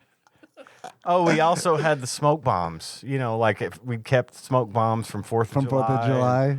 Kept those on hand. Yeah. We were ready. Me and a buddy, John, and it's not Captain Gun Nerd, but The drummer from my first band, John. Yeah. I've mentioned him before. He and I and his little sister were all about it. We had so much so many love weapons, this. knives, you name it. We had all of it. I love this so much. Was he big and bulky? That way you have your full ninja Nope, team. he was scrawny just like me. Oh man, 3 fast characters. His sister, though, she was big and bulky. She was. Nope. She was the Armika of the group. We were all very lanky and scrawny, Oh, well, but and we also Team liked, Mall Ninja. that does explain why you had the weapons. yeah. Yeah, that makes Well, sense. we were also super into breakdancing. I would like to know more. Would you like to know more? Yeah, we were all about breakdancing. We had Breaking yeah. 2, Electric Boogaloo. Oh boy.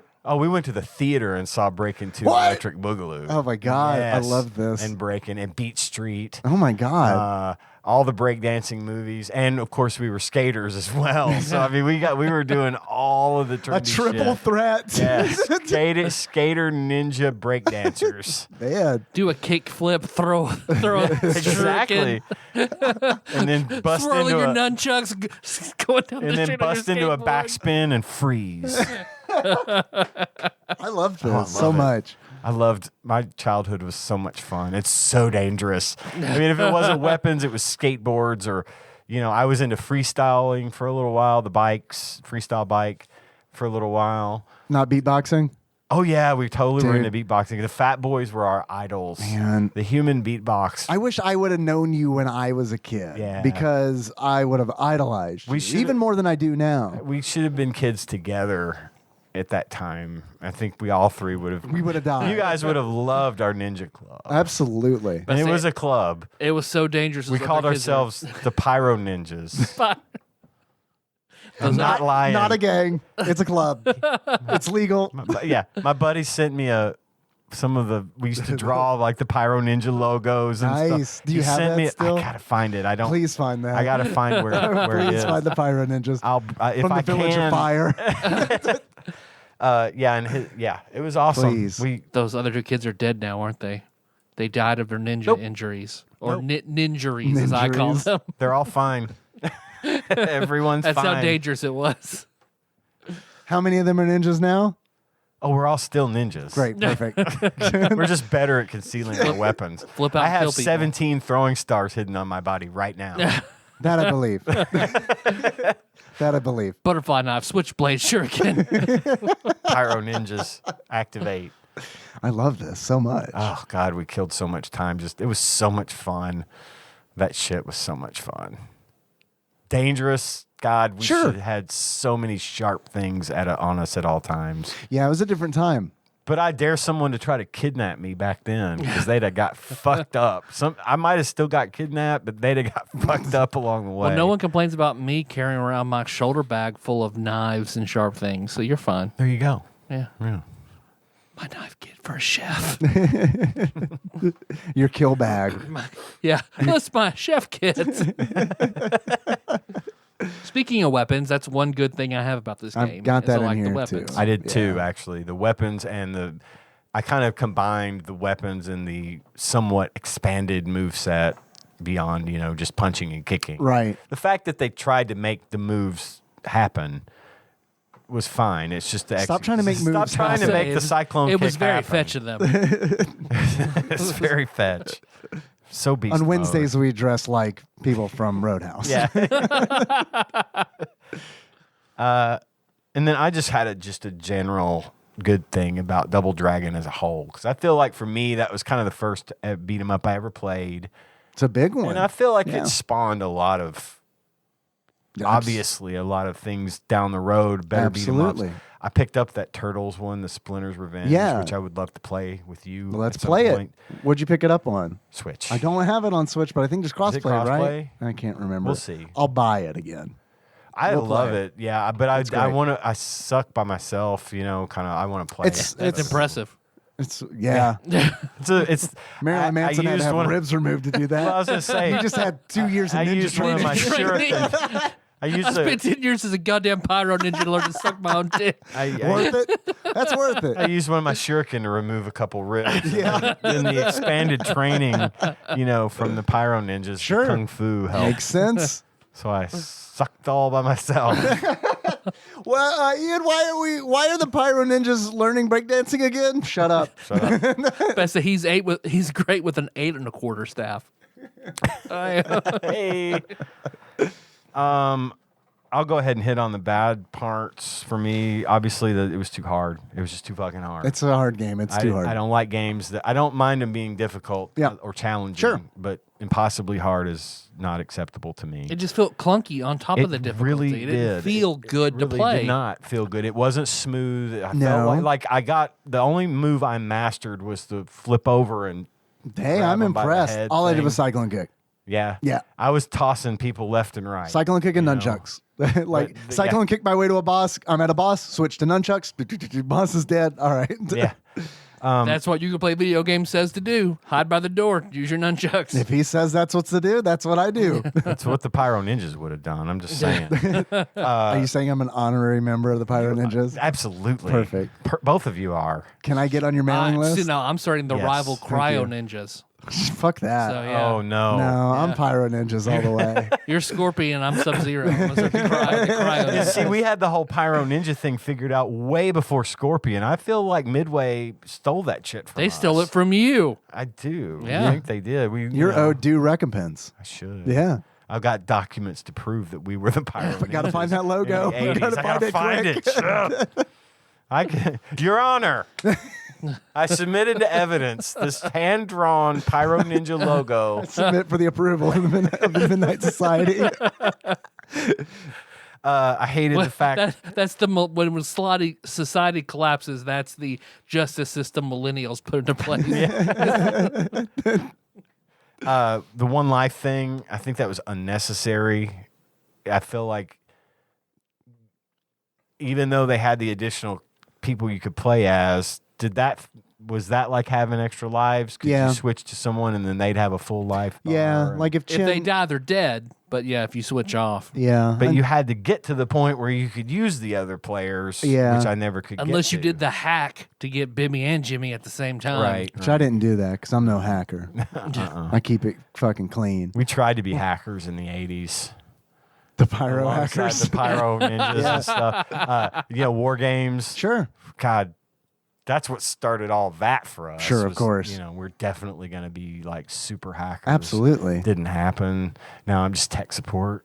Fix your printer. I mean, it's the same, pretty much, give or take. I do actually remote into You're people's... basically about Black Hat, Ian, at Yeah, this point. I do remote into people's computers to fix them, and every time I connect, I say silently to myself, "I'm in. Yeah. We're in." Hell yeah! Hell yeah. And then I felt like this game might have been better with I'm two in. players. Beast mode, 2-player at the same time. I would maybe that's something that would have helped. It makes it harder, apparently. It makes it harder. Yeah, they add more enemies and stuff, but that's Oh, kind of, I mean, that's to be expected. that's kind of right? par for course. So, like, being able to play 2 players is, I don't know, man. I agree with everything you guys are saying that this is definitely not as good a game as Double Dragon Senior, but the third does allow you to play as 2 players. The first one did not. Yeah. There is that. Which is weird. You'd Yep. have thought they'd have figured that out for the first Double Dragon. yeah, it came out. I know it was one of I had that game. I had the original Double Dragon. Do you know the limitation, like why they couldn't do it? No. Because they could only display 3 character sprites on the screen at one time in Double Dragon for the NES. So in that case, So you'd if have you had had one 2 enemy players, at a it's time. just constantly two people just beating up one dude. Yep. That wouldn't have been as fun. And then, of course, later on, America! Yeah. later on, they kind of like developed ways around Sure, like sure. technical limitations and stuff. So it does have that. Double Dragon the Third does have that going for it. They added a dash, which I think is that is an improvement. It is. I kept running into things. It's a shame that but at least they don't do it River City Ransom style, where it's like in River City Ransom, when you dash and run, you can run into a wall and like knock yourself out. Okay. At least in Double Dragon the Third, you can just stop. Yeah, you stop, or you can jump kick the wall. Yeah. And do like a triangle kick back. Okay. So it's like they added cool stuff. They just forgot to make that fun. They forgot to make it fun. You know, like they just were like, fuck, we have a 30-minute game. Shit, now what do we do? And they were like, I guess make it less fun. So it takes a really super long time for kids to beat. And they're like, yeah, I guess that's what we do. I mean, we do need to try to justify the cost of this thing because people are going to be mad. They're already mad at us for the arcade game. We got to make it up to them. This time. And I think the controls are actually better than Double Dragon 2. I don't like the controls in Double Dragon 2 because it's that whole if you're facing right and press this button, it does a punch. But if you're facing left and press the same button, it does like a back kick. I hate that shit. I don't like that. And there's also less platforming in Double Dragon 3 than there are in any of the other Double Dragons. Yeah. And that's one thing I hate about Double Dragon games is the fucking platforming. I hate it. It's the worst. It's the worst thing of Double Dragon 2. It's fucking like flashbacks, like jumping on gears and shit. I hate that. Well, a lot of games just trying to shoehorn in something that mechanically doesn't quite work the same. Absolutely. Fucking hate it when games do that. Same. Yeah. But those are all the good things I have to say about it. Other than that, it's pretty trash. Yeah. The story is hilarious. Where you just kind of figure out as you go. Bimmy and Jimmy beat the Shadow Clan a year ago, and then their friend Brett is in their dojo, and he gets beat up, and he's like, "Before I die, let me tell you who did this," and then he dies, and then you're approached by this elderly Yoda-looking woman, Hiroku, and she's like, "Hey, I know what happened to Marion. We got to get 3 sacred stones, and we can get her." So you're like, okay. And then you go to China to get one. You beat up Chin there, and Chin's like, "Fuck, you guys are strong. I'm joining you." You killed my brother, though. I'm mad about it, but I'm coming with you. But we're cool. He wasn't a good brother. He was kind of a dick. He never gave me a snowman. Even when I really needed it. And then after that, you go to Japan. You fight a ninja there. And he is also like, "Fuck, you guys are strong. Here's my stone. I'm joining you." Boom. Although we're both stronger than both you brothers, but it's fine. Right. It's fine. Yeah, ignore that. So then you get the 2 stones. And then you go to Italy for whatever fucking reason. Training, which is in the complete on the map opposite direction. Like you're making your way east, west, all the way back to Italy. Where's the boss? Egypt. Where are we going? Italy. Why? Eh. Reasons. Training. It's training. We're training at the Coliseum. Could we add a 4th stone? You're fired. Well, where are we going to put the 3rd stone? The old lady has it the whole time. Oh, I need to had go this. anywhere. You can It was have a- Oh, by the way, I had this. Here you It go. was a trick. And then you're treated to, you're in Egypt, and I thought the best cutscene in the entire game, of which there are a few, the old woman goes and places the stones in the recess to open the door and reveals to you that she had a stone all this time, tricked you. She walks in the door and then walks out and then turns into like white goo. And then you're treated to this black screen with white text that essentially explains to you that turns out you need 4 stones. She didn't know that, so she got turned into dust. And then the game continues. And then you go through the door. I don't know how that works. You don't turn into You have to dust. sacrifice someone, and then you can just walk right through. You fight some ninjas in there. The dust goo woman is the 4th stone. Because girls The can't 4th be stone was in us ninjas. the entire time. The 5th element was love. The kunoichi.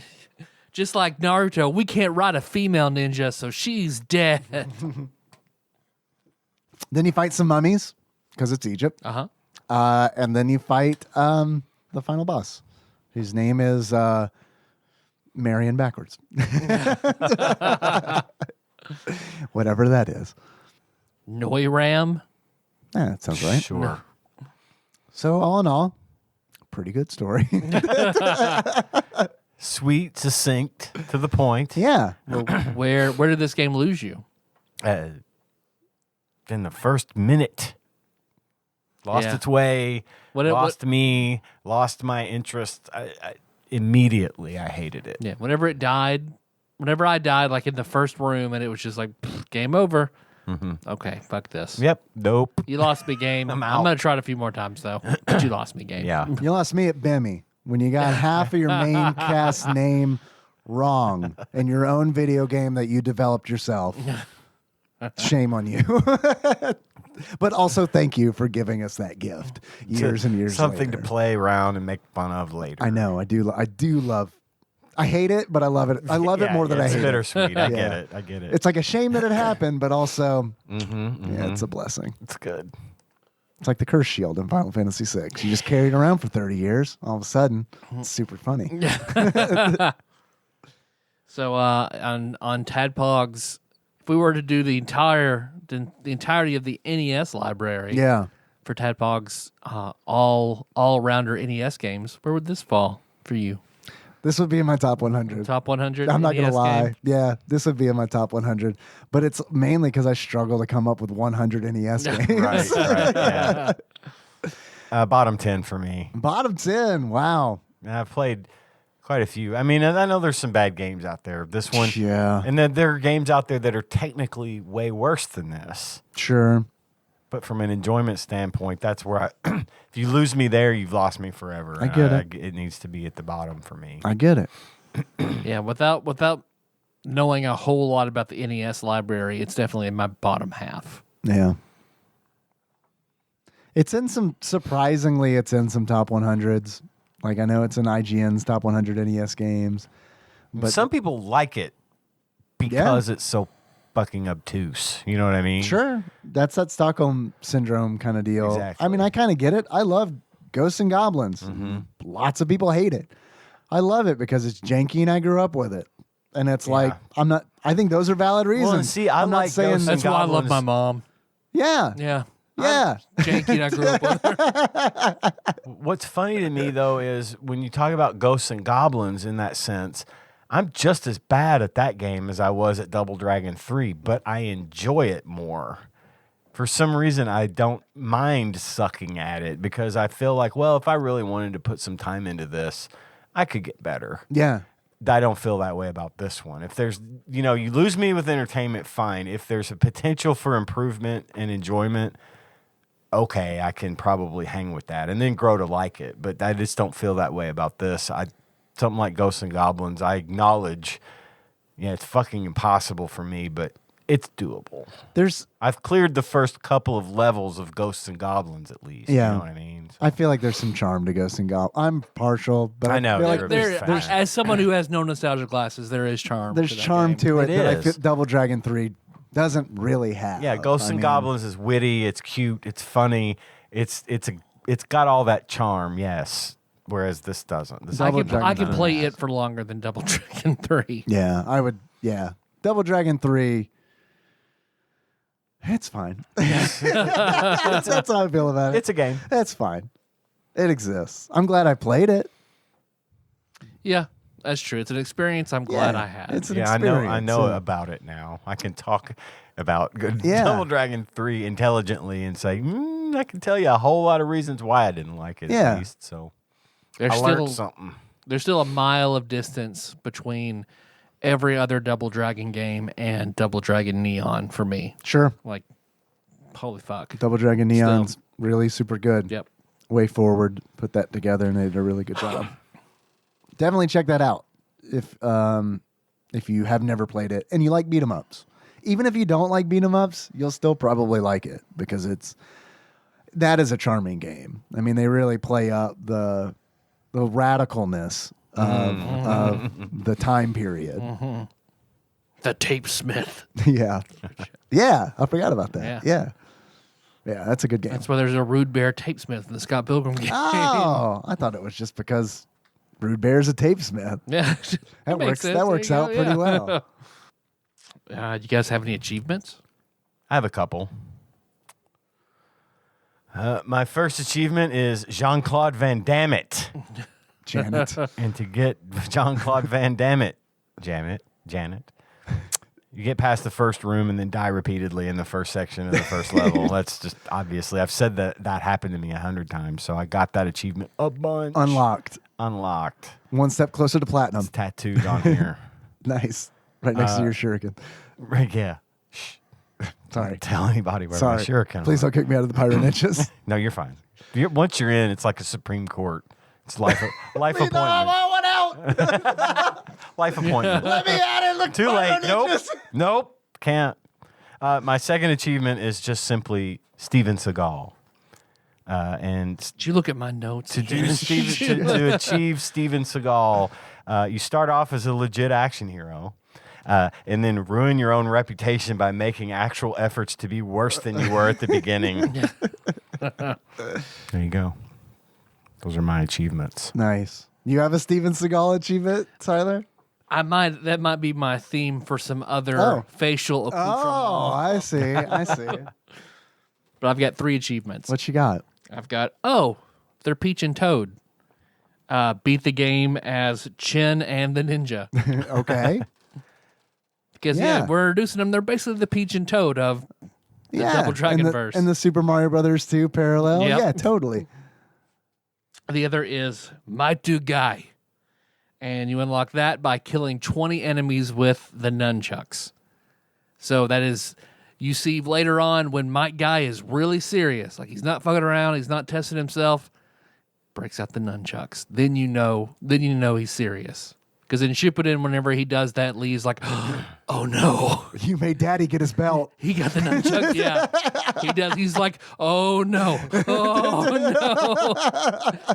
And of course, Mike Guy is just flipping around his nunchucks and it's like Flipping out, 20 cutting mile an dudes' heads hour off. winds coming off of his nunchucks. Nice. And then at the very end, when you see he's in final boss mode, he's got some big dragon nunchucks and shit that he's using. Nice. And my last one is Brett the non-Hitman Heart. So that is, Hey, that's good. I love this. I kind of, yeah. don't approach Brett so he never dies. That's a good one. I love that one. You'll live longer, Exactly. Never join that dojo. If I've learned anything, right? never join that dojo. I have a few achievements. First of which is, you dirty rat, you killed my brother, you dirty rat, which is an impression of me doing Michelangelo's James Cagney. In order to unlock, you dirty rat, you killed my brother, you dirty rat, meet Chin in his little cabin in China. Okay. Where so many dudes just live in his little cabin. Yep. One room cabin, just dudes pouring out of Clown there. cabin. It is a clown cabin. He's running a fucking accredited clown university in that cabin. Next achievement. Are you not entertained? In order to unlock, are you not entertained? You defeat the gladiator at the end of the Italy stage. Who is the one boss who's not like, well, I'm sorry, there's several. But the gladiator breaks the pattern of people you beating up at the end of a stage being like, fuck, let me join you. Jesus Christ. Yeah. You could also have called that, my name is Marcus Aurelius Maximus. Yeah, you're right. You can cheese that guy. That whole level you can cheese super hard. Yeah. So like getting him locked in the corner and then pushing a gladiator off and then stepping down one step so they all just keep spawning right in front of you just one at a time. That one I got to work, but I never was able to. I played this game several times. I was able. I'm impressed that you did that. I was never able to get the gladiator boss locked into that lower left position. That's like, man, if I could have done that, that would have been like a huge time savings. Because it's like, yeah, you just get them locked in there and just beat the shit out of them. You can't do anything about Well, it. you have to tell him before you do that, you have to say, my husband to a murdered wife, father to a murdered son, and I will have my revenge in this life or the next. Of course. And then he gets locked in. He just falls before you and you just beat him down. Of course. Emmy to a mistranslated name.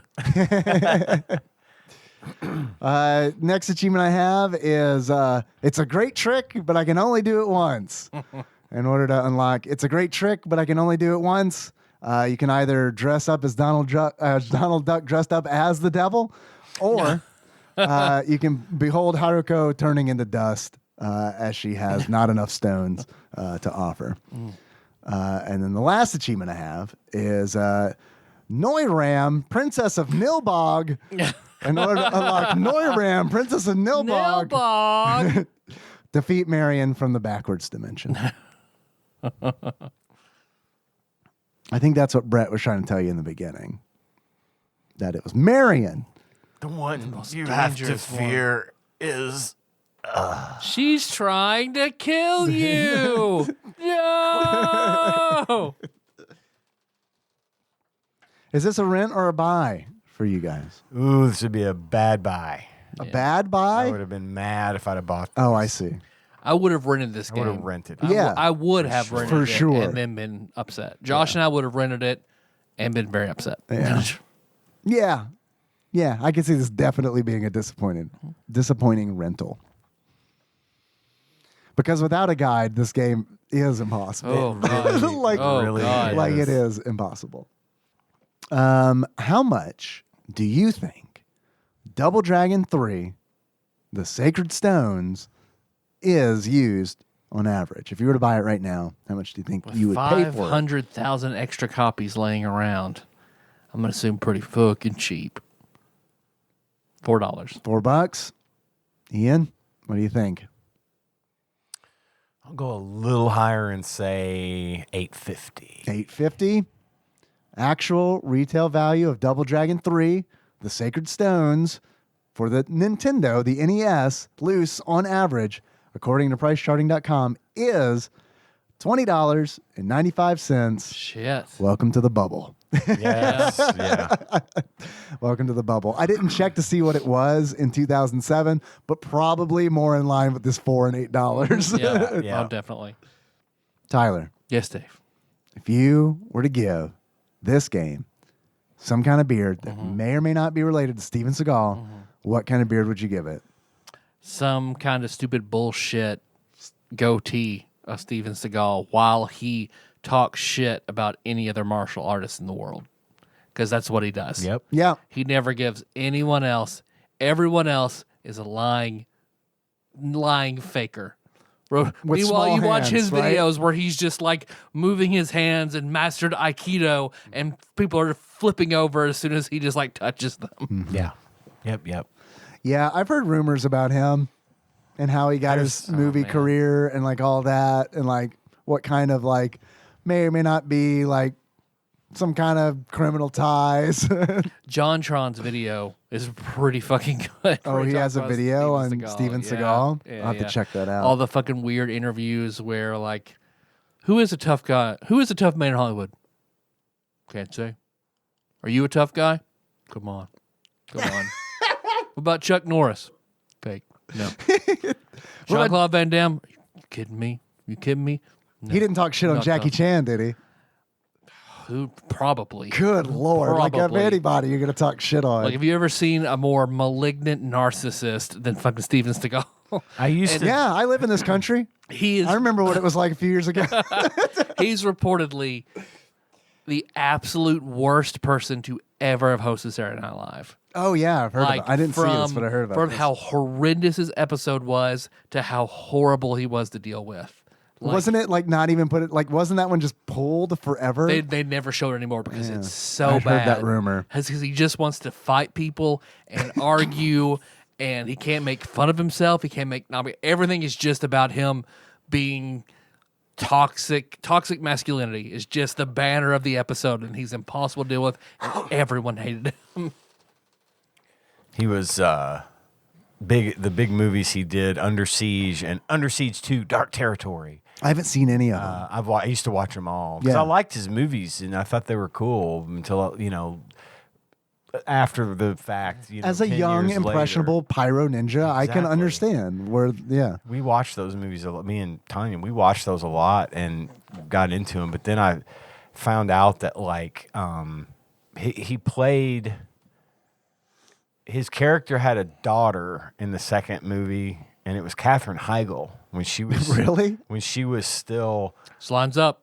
Yeah, about to say this is why people don't like her. She was like 13, and he hit on her the whole fucking time they were filming the movie. Like in the movie or No, like behind the scenes? Behind the scenes. He was his daughter. She was his daughter in the movie. Yeah. But he was like Yeah. being super inappropriate with her throughout the filming of the movie, and she said that happened, and I can see how that actually is now reflected in some of the things that she does, because it's been rumored that she's pretty hard to work with. I've heard that. And I don't, I'm speculating, but that kind of experience at that age can really turn you one way or the other. Yeah. You're going to either try to get past it, try to get help and move on, or you're going to turn it into negative energy. And again, not to say that I know, I'm just saying it's quite coincidental. But that was a problem apparently on that movie. So yeah, it was bad. He was also quoted talking shit about Usain Bolt What? after he just killed it at like the Olympics. Someone asked him about like, what do you think about Usain Bolt? And he said, terrible. He's terrible. Until he can master Aikido, he can never run as good as I can. Okay, so like that's hilarious. The original Nightbeard. and ridiculous. But what is more ridiculous than that is anybody caring or asking Steven Seagal his opinion on Usain Bolt. It's probably like a bunch of drunk guys like, hey, watch this. Hey, Steven, what do you think about Usain Bolt? Was this on World? It's like, no, pick someone quick. Just anyone. I don't care. Usain Bolt. Okay. Hey! Yeah, that's got to be what it was. Because nobody, who gives a shit? Well, now Other I than kind for of comedic value, now I kind of want to know what Steven Seagal thinks of like Neil Armstrong. I mean, he was on the moon, I guess, but Was he though? Was he? I don't think he was, because he didn't master He Aikido. faked that. He couldn't get up there without mastering Aikido. Until he could defeat the moon in the dojo. I played Majora's Mask. The moon's afraid of me. Neil couldn't do shit. I would pay a lot of money to watch Steven Seagal play Majora's Mask on Twitch. If anybody has any connections out there can make this happen, I'll donate to the cause to get equipment and stuff going for that. I would love to watch that. Tyler, Yes, Dave. if you were to give this game a pair of glasses, that sums up how you feel about it. What kind of glasses would you give it? The very tiny sunglasses worn by Steven Seagal whenever course. he was meeting with the dictator of Belarus and eating carrots Yeah. and wearing a gi in a super weird interview. It's fair. Yeah. Yeah. But who doesn't like a good carrot? Like, I can't hold that against them. Steven, what do you think about these carrots? Perfect. Wow. We found something. You said something good about something? Oh, was it grown by a horrible dictator? Yeah. Okay. Oh, perfect. All right. Yeah. That's why they're perfect. I can taste the suffering of the people who are harvesting these carrots. They were too weak, so I can taste that. It's good. Any final thoughts on Double Dragon the Third? Sacred Stones? Sacred stuff. Check out how bad it is. Yeah. It's a conversation piece. It's 20. It's like, what year is it? Is it 2022? Yeah. For, Okay. for a little while. For a little bit longer? Yeah. a little over halfway through it. It's essentially free at this point. Yeah. I mean, you can find it. Yeah. It's out there. We're going to take a break and we'll head over to the community corner. Please. Beast on over there. I can't wait. Hell yeah. Hell yeah. Hell yeah.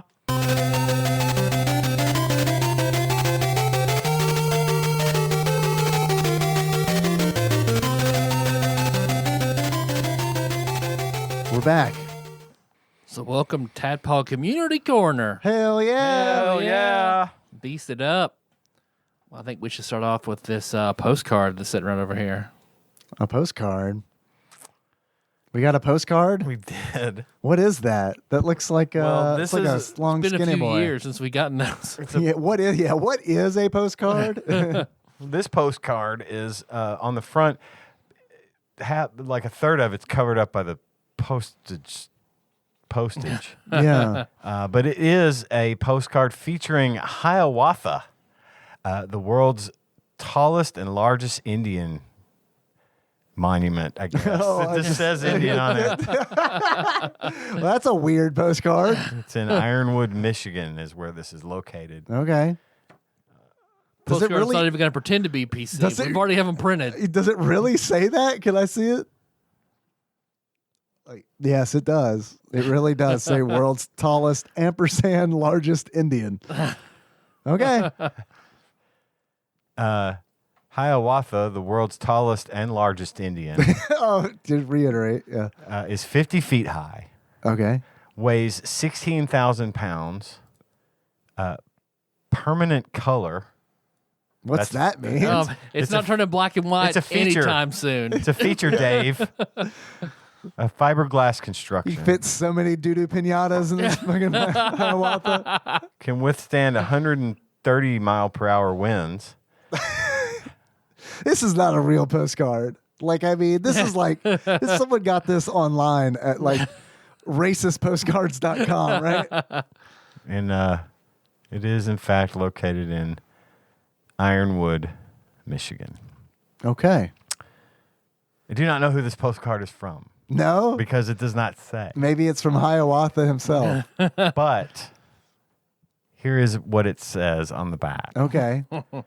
Maybe it's the beer talking Marge, but you got a butt that doesn't quit. They got these big chewy pretzels here. $5. Get out of here. That's it. Fucking What it that's really good. And I'm really glad that you read that. Yeah. That's a really good postcard. Super good postcard. This is, I do not know who this is from. There's no I have a name on guess. it. Who? Who do you think it's from, or do you want to say? I'm not going to say. Okay. Well, whoever sent this, Hiawatha bless. Hiawatha bless. Thank you. It It's is awesome. postmarked. 2019. It is postmarked from the great state of Oregon. So I also now have an idea. Well, that's who where might have Springfield sent is. this. So, I mean, a real good Simpsons reference. Yeah. Yeah, I think we know. That yeah. that Paul tracks. Korn. could be. Thank you, mysterious postcard writer. Yes, thank you. Lim from Subspace. Could be. That's a damn good game right there. We also have this package over here. I'm feeling around inside of it. What are you feeling Definitely there? 2 bottles. Can you guess what's in there? And there's some stickers. Nice. I like This stickers. has got to be this is definitely hot sauce. Oh, there's a pin. There's a pin of a flaming skull with an eye patch. Cool. One-eyed 2 Willie. fucking hot sauce stickers of the flaming skull with an eye patch. Awesome. I got a filing Continue to cabinet. feel inside. I don't feel Use. anything else but these 2 bottles of fucking hot sauce. One is fucking hot sauce from Dallas, Texas. A Verde, I'm hustling. And Yellow Rose of Texas, fucking hot sauce. Texas style sriracha. And you know, I don't know if this would be good on tacos or not, but there is a taco bar at work tomorrow. I'm sure they'd appreciate the fucking hot sauce. I was going to bring some Cholula, but hey, I think that might be a better There option. you go. Do we have any? We probably don't have any chippies or anything. Oh, well, You do. I do, but we don't want to add hot sauce to them. Who sent those? Any indication? It does not say. What's the postmark? Is it Oregon? It's from the manufacturer. Oh. Oh, maybe they listen. Yeah, maybe they're just fans. Yeah. Natural color. But that is Can very resist sweet. up to 120 mile per hour winds. Fiberglass construction. Yeah, I want to look at these guys. I'll put these on the shelf. Oh, great things in the Holland deck. Thank you kindly, fucking hot sauce stranger. Every day I'm hustling. That's an awesome packaging, awesome illustration. Yeah, this is great. Thank you.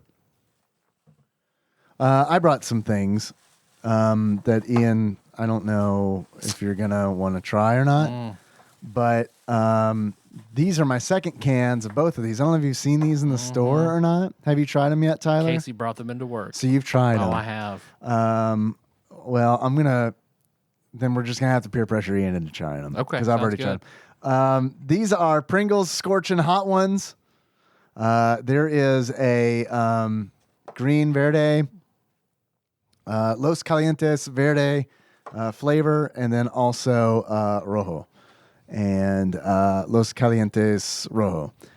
These are some good ass chips. They are fucking legit. I just finished my first can as well the other day. I like dipping them in some French onion dip. Yeah.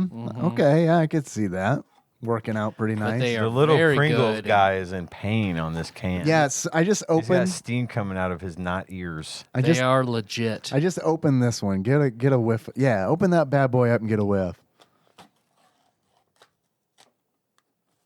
They smell good. They are good. I'll give you some of my prescription strength heartburn medicine, Ian. Don't worry. I got you, boo. They are surprisingly hot for Pringles chips you can buy in a Walmart. When I have seen every other hot Pringles. No, bullshit, they're not.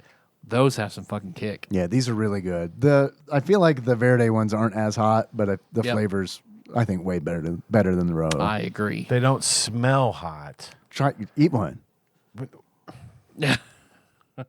That's what I'm worried about is the fact that they don't smell hot. You're worried? That they're going to be hot. Oh, they are. Real bad. We're telling you that they are. Get off the Ouija board and ask. Do you have something to drink? I have a little water here. I'll try one. All right, I'm gonna eat one of these verde just because I like them. Tyler, do you want one? Yeah, give me. I'll take a rojo. It's been a while since I had rojo. Okay. I had a can of verde, so I'll eat one of these rojos. Love these damn chips. I'm gonna get 3. We're not. Get Well, a I'm stack. gonna get 3. Yeah, let's get a stack going. That's why I'm only complaining about Pringles. I need multiple ones because I think they're too thin. That's why I like the stacks because they are a much thicker chip. Is that right? Mm-hmm. I've never had a stacked. Yeah, I like the stacks a little bit more. Okay, All right, let's do it. let's do it.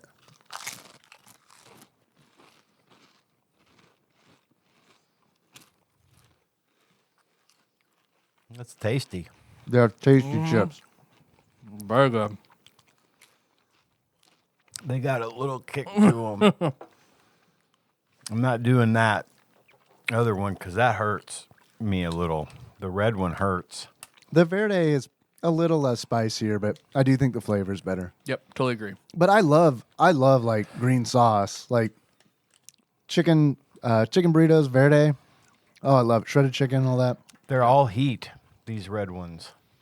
I mean, They got a little flavor at Yeah. the beginning, but then after that, it's just like fire.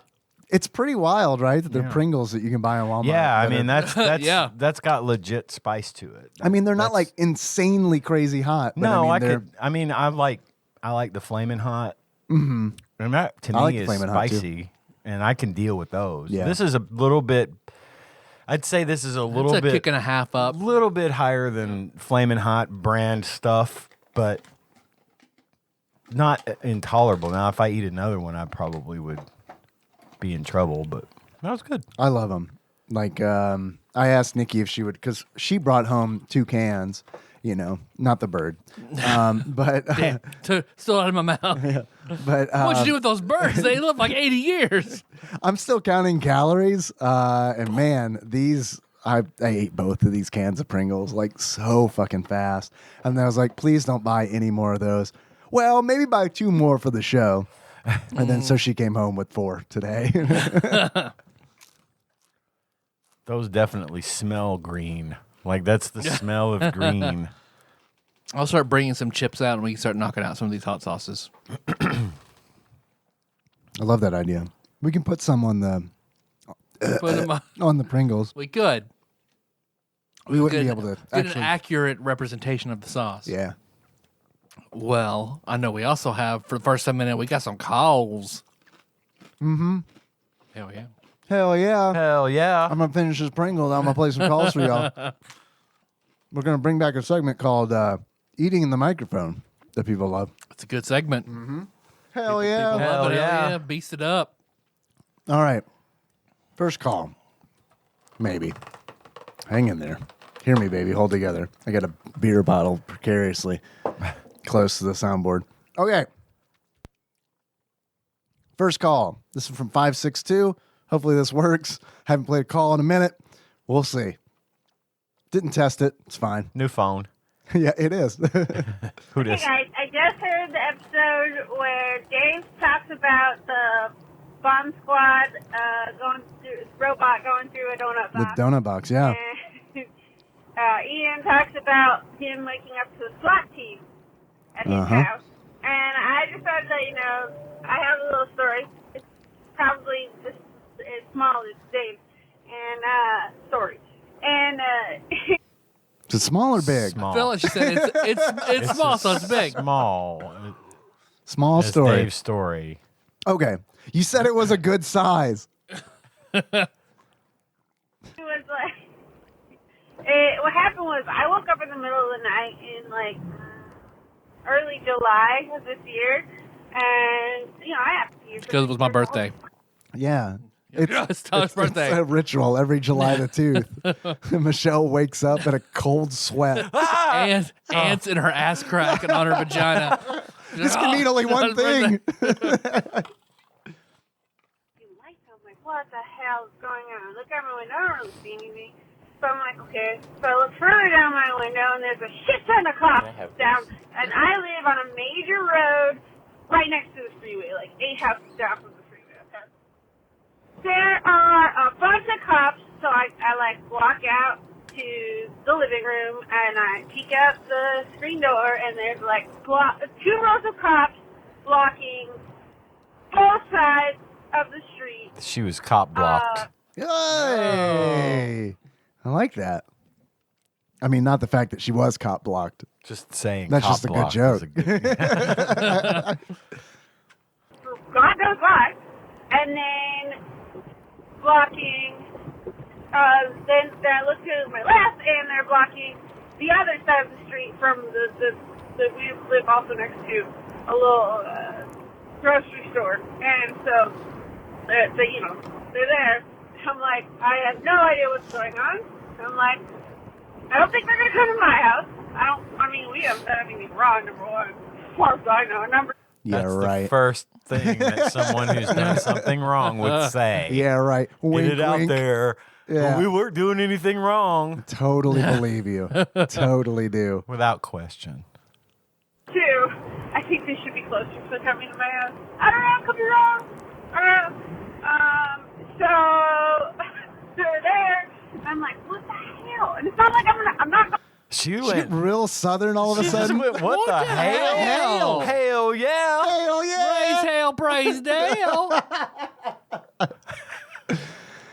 Terrified Michelle, I don't appreciate you appropriating my culture. There was a pickup truck in the Taco John's tonight that had a fucking license plate that said "Hail."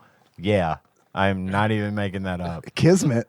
It is. Hail, Hell yeah. Hell yeah. Where'd you get those fucking donuts from, boy? They've been here for 3 weeks. Oh, Yeah. those. Don't eat those. They're still okay. Yeah, okay. All You right. can have Yeah, okay. Nah, I'm good. I had one when they were fresh. They're good. Yeah, They're good. weird. They're like half chocolate filled, half vanilla filled. Yeah, it's still like Weird. half fresh. Okay, anyway, Going outside my house to find out why there's 5 jillion cops outside my house. So I go and I look. I see if my parents know anything. They're dead to the world. They're asleep. They don't know anything. For parents. pants? Oh. I knew you were on that. I was like, what are pants? No? What, Pants, what pants, you know? she said. Why are the cops here? She said, "What the hell? There's like a gajillion cops outside my house." Now I'm gonna go find out what my pants know. I got my pants like Doctor Strange's cloak. They know what's up. But Michelle's pants. I don't know why I'm calling them my pants. I call them Michelle's pants. Michelle's pants. You know nothing. We don't know nothing, Michelle. We didn't do nothing wrong. We didn't do nothing wrong, Michelle. Now pants. Man, if you Don't could you do tell that me no lies, pants. 15 more minutes, please. He's doing this while eating a 3-week-old donut. This is talent. That's my power. I don't know what I'm more amazed No, by. make me put ants in you pants. No, please, Michelle, don't put ants in my pants. The Michelle's pants. I know something about What'd you ants do? now. I know something about ants, and they will fuck you up, pants. They got my Johnner real good pants. I know what they gonna do. Pants continues. And there's no noise or anything. There's no sirens. There's no loudspeakers. There's nothing. There No are 2 robots. helicopters. No robots. Oh, but she had helicopters. She said there are 2 helicopters. R2's a robot. He's a droid. Yeah. R2 helicopters. That's a lot of It helicopters is. for Pants. One pair? That is what was- 5 stars, 5-star warrant Pants. Busted. I forgot about that. There are 2 helicopters circling. But nobody hears that except for me. Okay? Nobody hears that except for me. I turn on the news, nothing. I look on the internet to find out what's going on in my neighborhood, nothing. I have no idea what went on. Turns out I'm crazy. Simple solution for this. Men in Black. Yep. Extraterrestrial cover-up is what's going on. What color were the helicopters? The pants are aliens. The Why pants. they can talk. The pants. Yeah, that does make sense. That does track. That's my guess. He wanted sugar water. Sugar water. Why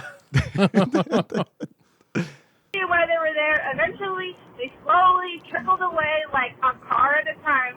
Like, just like one car would leave.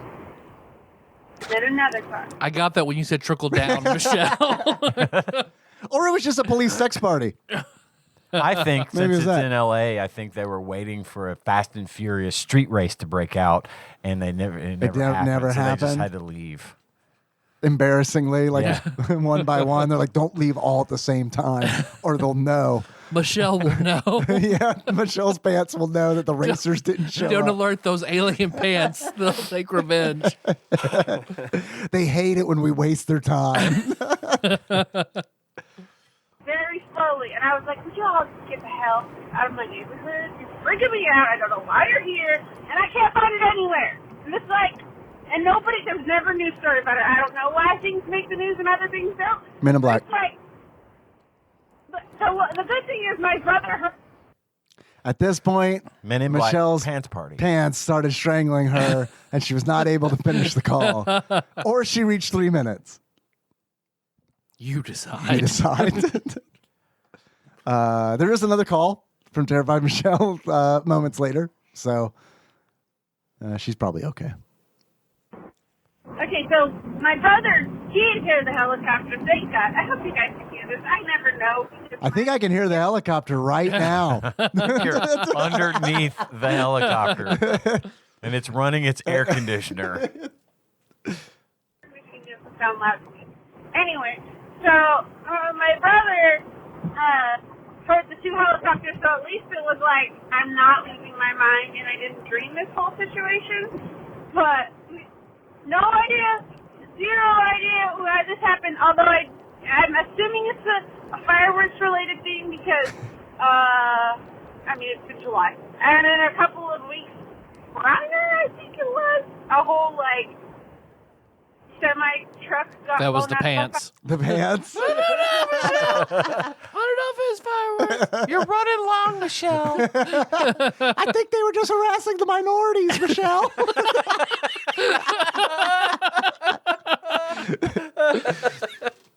Fireworks or something like that. I don't know. It wasn't in my town, but it was a few towns over, so. Okay, that's all I got to say. Bye.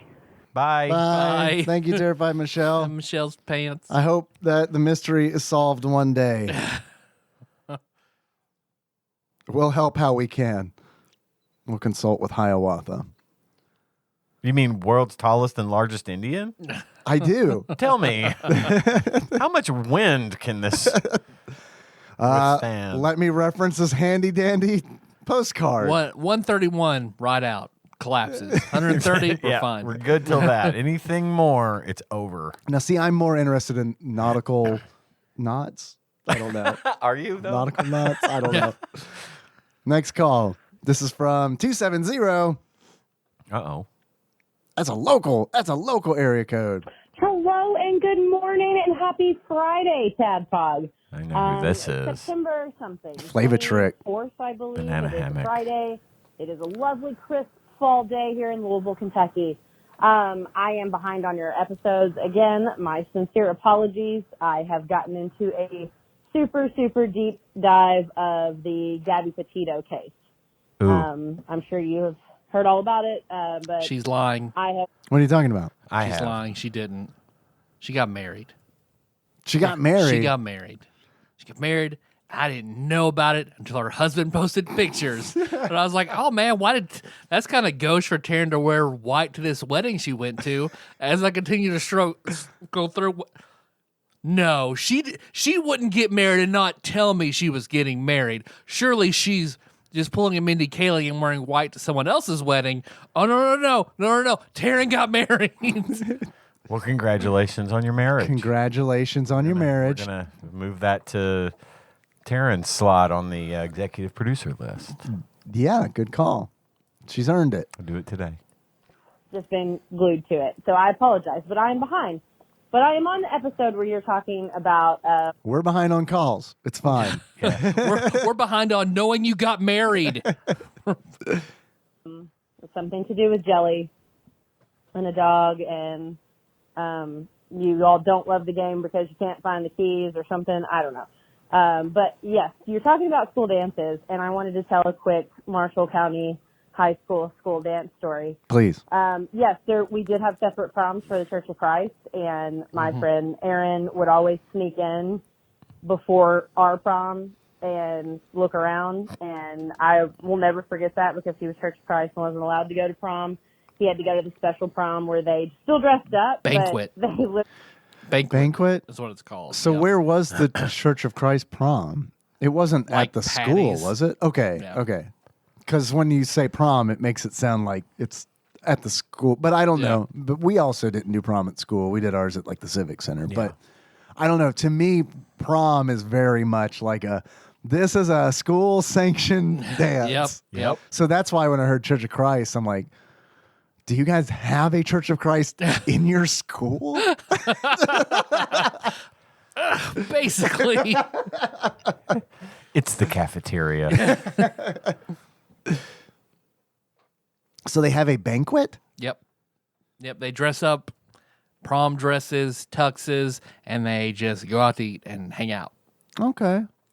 So Well, I mean, it's all right. all right. Sure. Do they still have sex afterwards or no? Probably. Okay. Yeah. All right. Probably more so than the secular one. So in a way, it's more of a prom than prom. They'll do that Mormon soaking thing probably. So All right. Okay. I can get behind a good soak. really just ate dinner and then left. Anywho, my school dance story, Tyler will remember this, of course. We had a terribly awful, vapid principal, and her last name was Jarrett. And you can bleep that if you want. I don't give a fuck. no. Nah. Fuck her. She hated tried to my put me in mother jail. and- Fuck She's her. trying to put you in jail. Yeah, real hard. Oh. Real hard. That's probably why I served no jail time, because she went So hard. Goodness.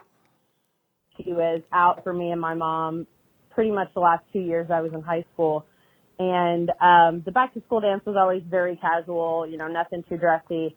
And at the time, early 2000s, the fashion was these backless shirts. They had very small straps up the back, but they didn't have a full back, right?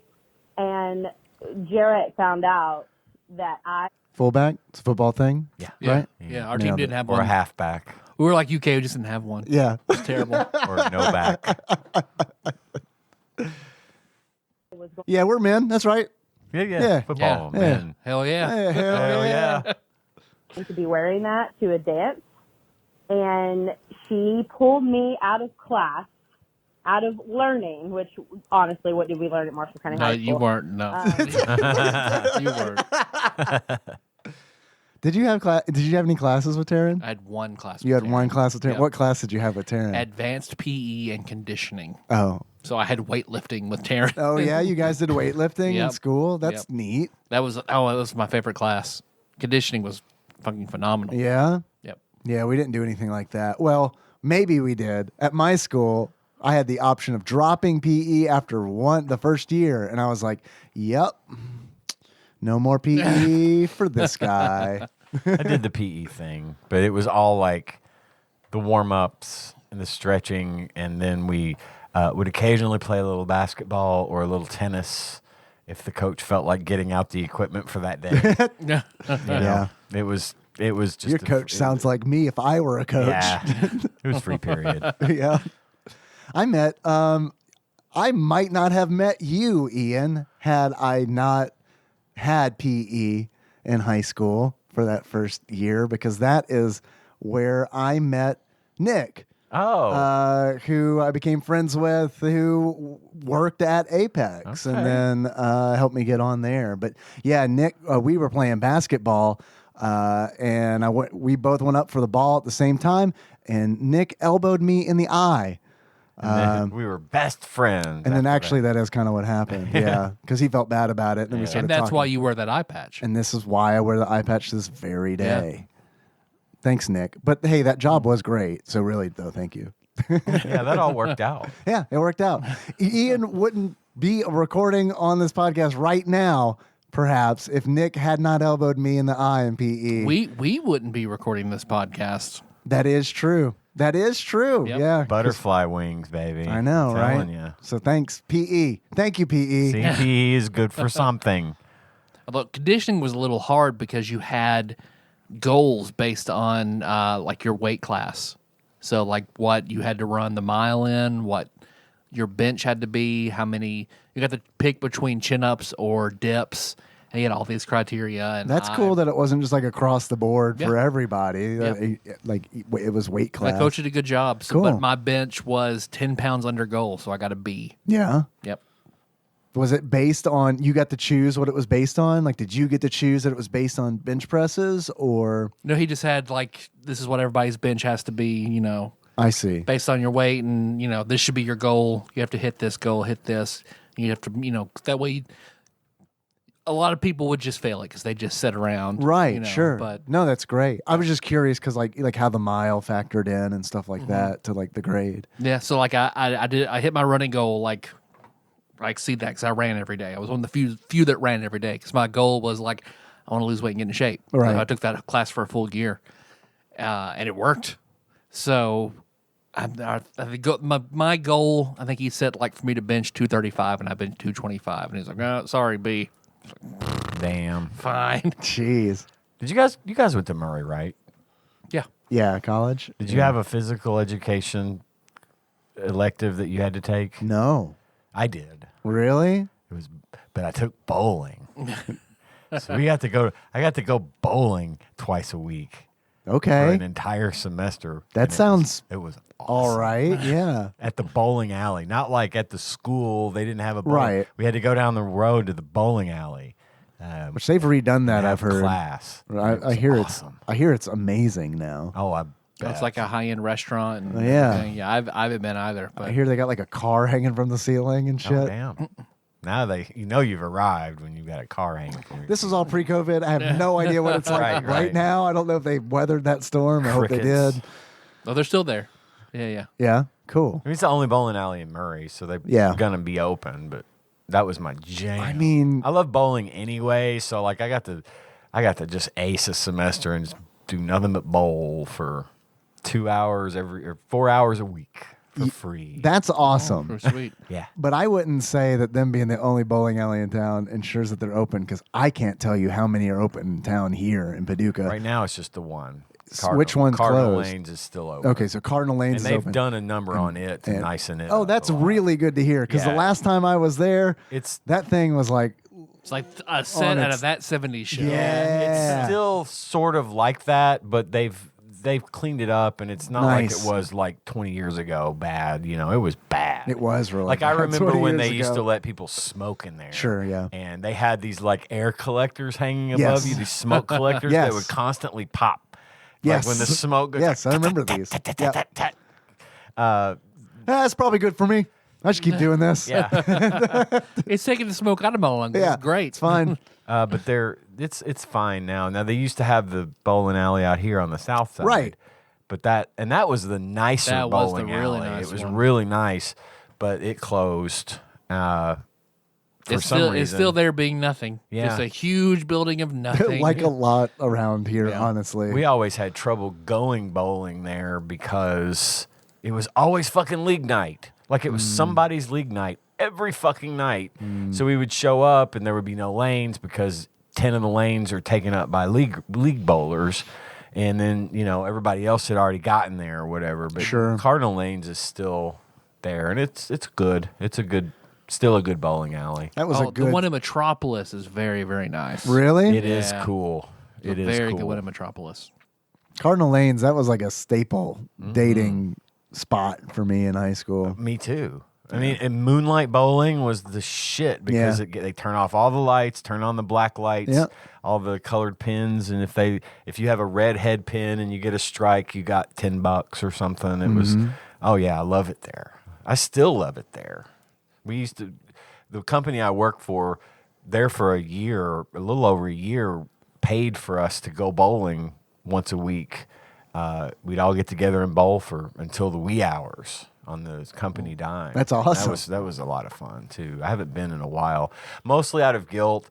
Tanya is a better bowler than me. She loves bowling, but due to her physical limitations, she can't anymore. Yeah. So I don't want to go bowling. Yeah. And I get it. because I know that's something she really, really, really enjoys. Yeah. And I would hate to go do that and she miss out, So Nikki likes bowling too. We went to Cardinal Lanes before COVID, I remember. And, she was giving me tips on bowling. I beat her. She didn't like that. Shouldn't have given you those tips.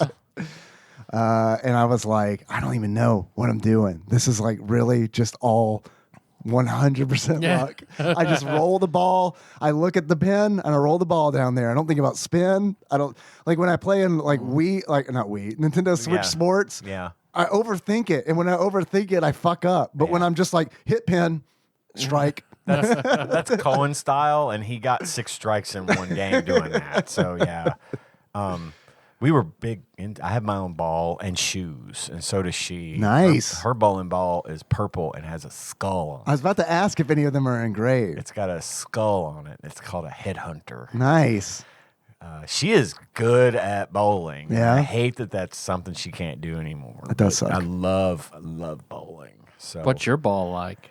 Well, actually, I need to get it fixed because it's got a chip in it. But mine's called a fireball. Does it have Homer engraved on it? For pyro ninjas Yes, on it. It's a says fireball. Pyro Ooh, Ninja. I like it. But it's orange, like the flame orange colors, bright. Had it drilled, for my hand. Had it filled and drilled. yeah. I found that I Hell liked it. yeah. Hell yeah, filled and drilled. Drill, baby. Yes, Melissa about that. Bought it. Beast mode. I have my phone. I could call her.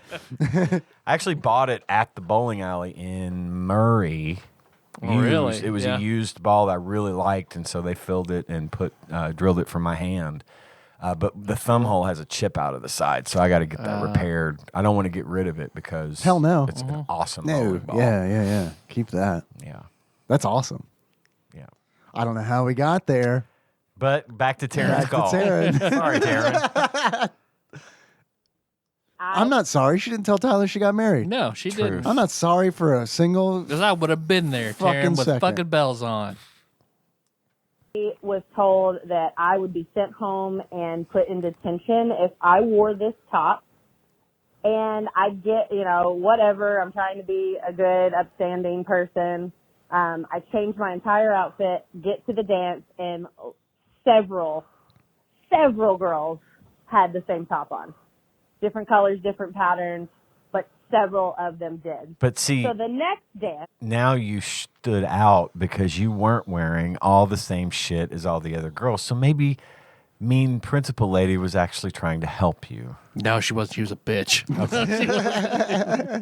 Ever the optimist, Wizen Sage. Well, hey, I mean, look, it was worth throwing out there. Yeah. was football homecoming, if I'm correctly remembering.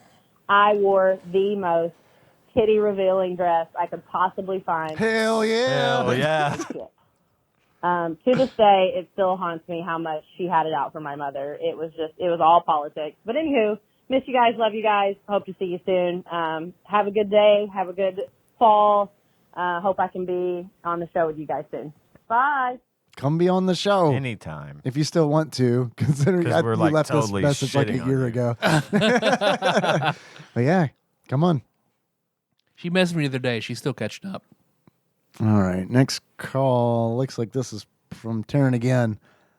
Looks like we got a string of Taryn calls.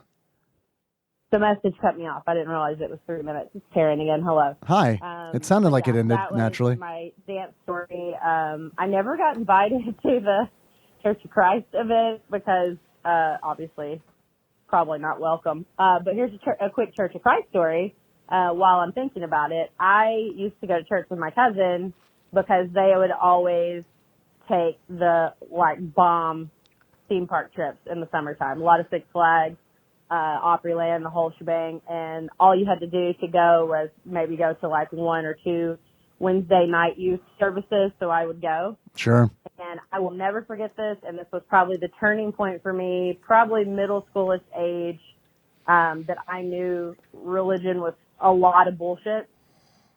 An old man came up to me while we were at this event, or this Wednesday night, whatever, and I was putting in my time to be able to go to Six Flags, which sidebar story, so much making out and finger banging happened on those buses. Hell yeah. Hell yeah. Not me ever personally. She finger banging a lot of girls on that bus that Taryn landed. Yeah? Yeah.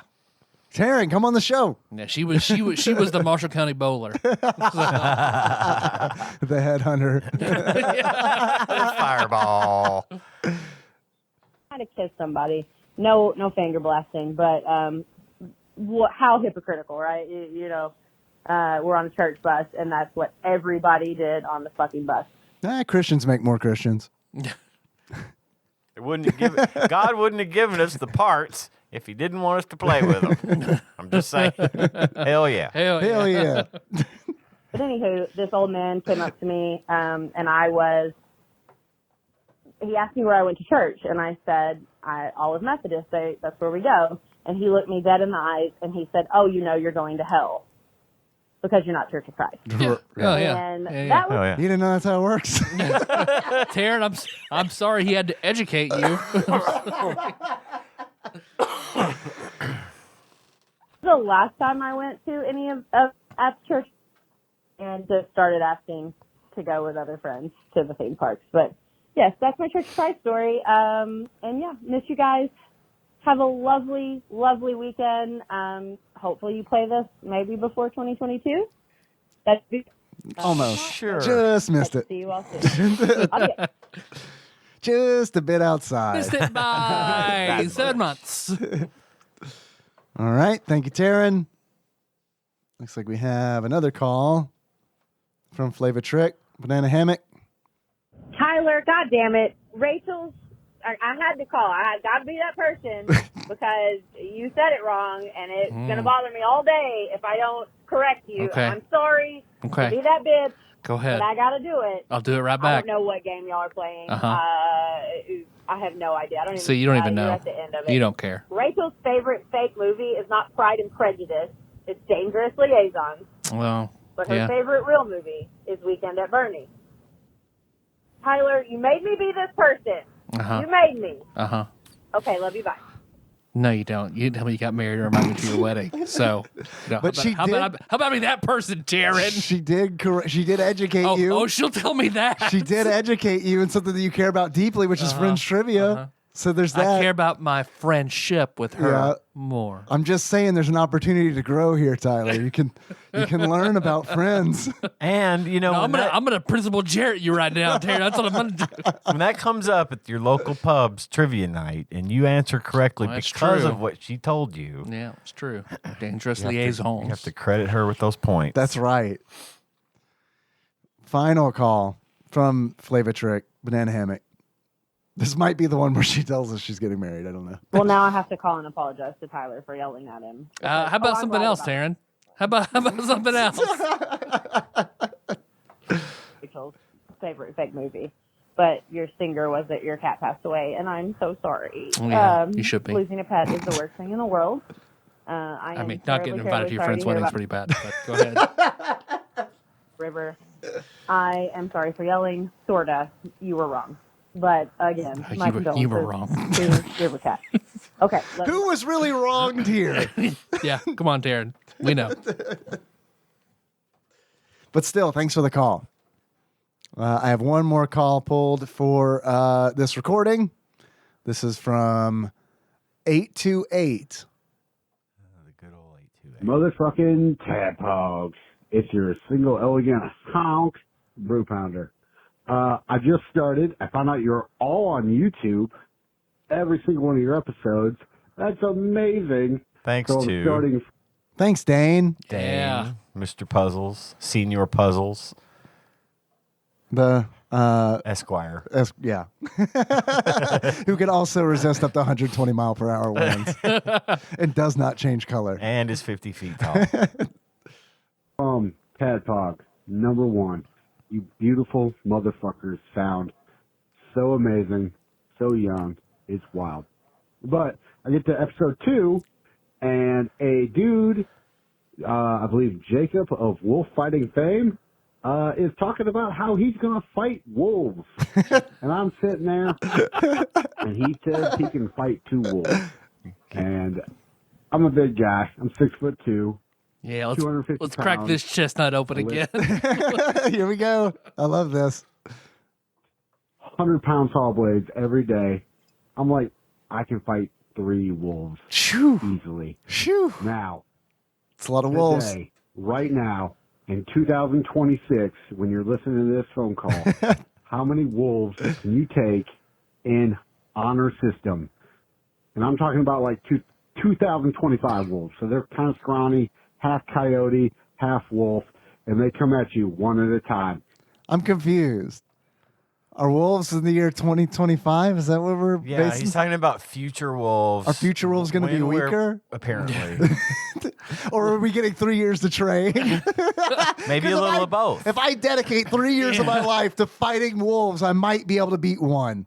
and one at a time, like they're That pack is- animals. Like you're taking away their biggest advantage. That is true. So you're saying you could beat more than one? No. I'm just saying we're still not being fair to the wolves. Oh, well, maybe it's just being more fair to us, the hairless apes.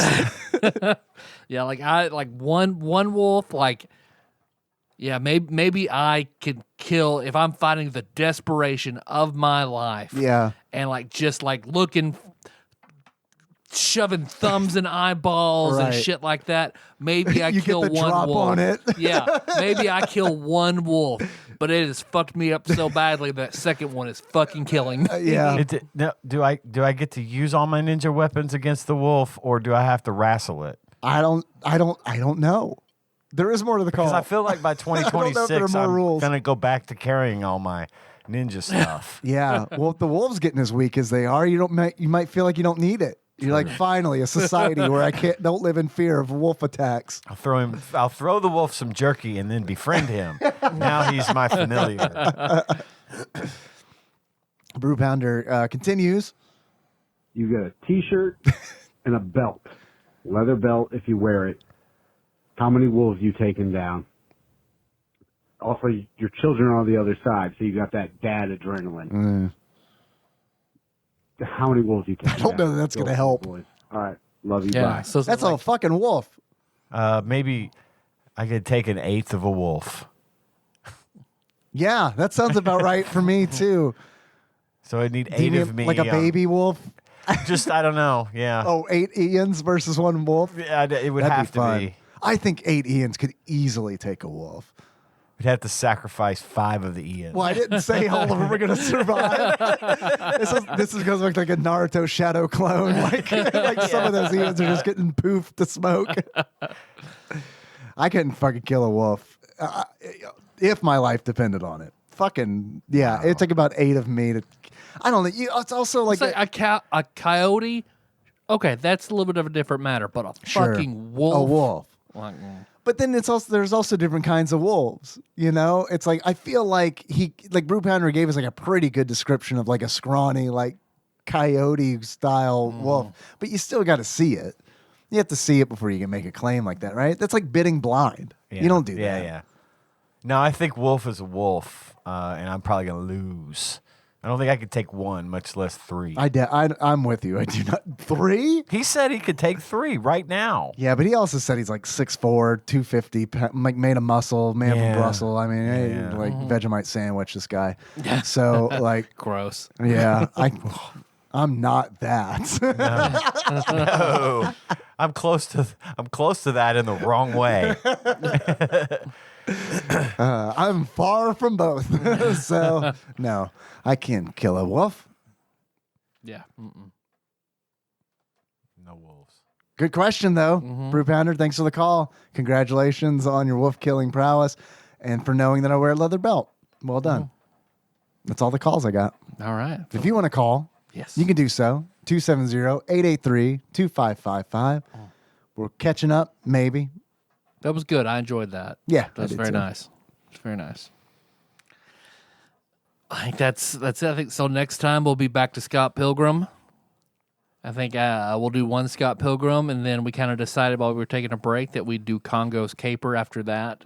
Yeah, because it was added to Ian told us that it was added to the Super Nintendo library on Nintendo Switch Online, which we did a series on. Right. I feel like we should keep up when we can. Yeah, totally. Because it's very accessible. Yeah. To anyone that has that. Sure. Which includes me, which means I play it on my big screen instead of my teeny tiny little screen. And it's probably better than Bomboozle. Probably. Oh. Taryn was referring to Jelly Boy, by the way. Oh, is that the episode? When she was talking about how we were frustrated about something to do with jelly, and there was a key, and yeah, it was Jelly Boy, Nice. which we played when we did the Switch Online library. That's right. Which has been like almost a year ago, right? Almost. Shit. Well, hell yeah. Anyway. Hell yeah. So, all right.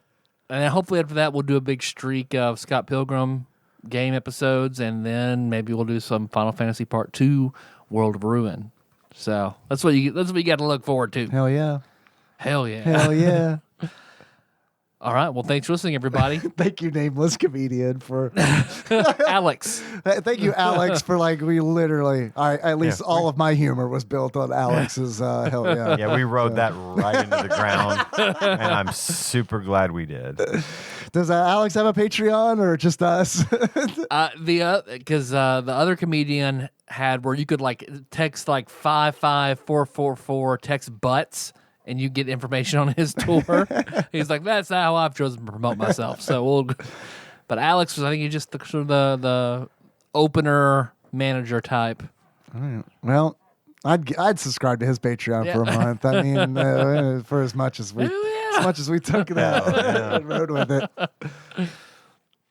Well, thanks for listening, everybody. You can find the show on iTunes, Spotify, not SoundCloud, YouTube, Google Play, all over the place. Just Google TADPOG. Bing it. You can do whatever. Use your favorite search engine. Ask Jeeves. Ask Jeeves. Little InfoSeek. Alta Vista. Little Alta Vista. Wow, yeah. Let's see what else we do. Hey, you want to send us a package like these fine people did whose names we do not have? Send that to Tadpog Studios, care of Nicole Nance, P.O. Box 3785, Paducah, Kentucky, 42002. Dial into your local Tadpog BBS. Don't forget to check out our GeoCities page Mm-hmm. and myspace.com/Tadpog. You'll know it's us when you see the GIF of the letter circling the mailbox and flying into it, and the flag goes up. And our counter at the bottom with playing one of Mace's songs and under construction. That's how you know you found us. Let's see. Most importantly, we got that Patreon. Ian, do you have any people to read for that? Patreon. Patreon. You have some Patreon lists to read from. Actually, just one list. But that means you are legally required to hear it. But I'm going to start this out. We're going to talk just for a minute about our executive producers. These are the people that generously donate $20 or more to the podcast every single month, y'all. Can I get a hell yeah? Hell yeah. yeah. Thanks, Alex. For cousin David Galino, Temporal Eternal Savior Cubicle Monkey, Plinko Nick Price, Executive Producer Dig Duggy, Cthusiast Jeff Miners, Master Cycle Baron Kevin Link, Bantha Master, Gamebug Prime Nathan Eaton, Matt Gentile aka Gentle G, Usurper Grimm, Princess Banana Hammock, Flavor Trick, Taryn Landon. Congratulations on your marriage. Shift in power. Pinball Archmage Chris Edler. We're sorry you couldn't be on this episode. Platinum member Brett Miller. Sandwich Pope Phil Hawkins. We know who you are. Nate from Utah, first time caller. And Sick Jake. We're sorry you fell for the marketing, but not really. Glad to have you. Thank you all so much. Yep. Thanks, y'all. No new donors. Hey, but we didn't lose any donors either. So excellent. That's a plus. Yep. Excellent. Just remember, get those Patreon wheels flowing. Get to thinking about it, because I am going to be holding a giveaway, and I'm not going to tell anybody what it is yet until I have it in my grubby little paws. But you have a chance They're to win nunchucks. Spoiler. ball bearing They're deer filled nunchucks. nunchucks. Oh, black tape covered ball bearing filled nunchucks. Oh, Had I mean, of course. black tape Look, on it. look. You didn't have to say black tape. That's You just knew like, that was you yeah, knew that was yeah, there. absolutely. My ears heard lactating. Lactating. They were Lactating also nunchucks. lactating. There was ball bearings in one of the chucks and milk in the other Oh, chuck. perfect. So slippery. so slippery. Suck on them chucks. Milky ball bearings. You want to suck on my milky Suck ball on them bearings? chucks. I'm going to be doing a giveaway, not of nunchucks, but of something even better. Also from China. Yeah, right. yeah, right. And what we're going to be doing, again, just to kind of, I'm going to kind of break it down, is we're going to hold a giveaway if for all new or increased donations, Yep. beginning as of this episode has been aired, I should have these wonderful items in my hand. We're going to autograph this thing. We're going to make it all up and ready for you. It's going to be awesome. But for any new donations, But as a joke. but as a joke, Right. Yeah, okay. any new I don't like the idea of donations, signing something like with like any kind of like sense of, I don't know, authenticity or big dealedness. but if it matters, we're going to sign the fucking thing. Sure. Maybe it devalues it in your opinion. I don't know. Well, that actually makes it better. But for all new donations or increased donations of any amount from $1 or more, you will be automatically entered to win. And we'll do this we'll figure out the time frame maybe for the month of August. Yeah. Okay. And we'll do a random drawing of anyone who has increased their donation or started donating anew to win this awesome, fabulous prize, which I hopefully will be able to announce next week. Once I've confirmed that I have them. Okay. So stay tuned for that and get ready to start. Get in this contest. You're gonna love it. It'll be fun. Hell yeah. Yeah. So I think that's about all we have. So our theme song is Moves by Sycamore Drive. I'm going to do that track from the out in the show notes at TADPOG.com. How you guys want to close it out?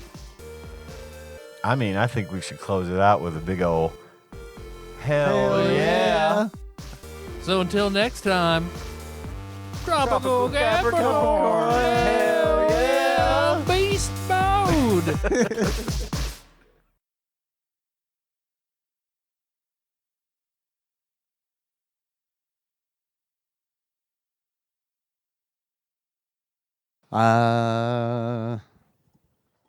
We're recording.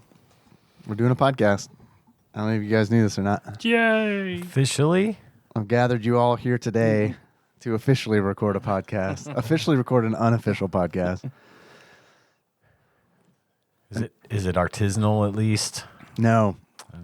I mean like Corporate mass-produced bullshit. like Panera artisanal. It's made by somebody Yeah. and served by somebody else. Hands touched it at some point. So I hear.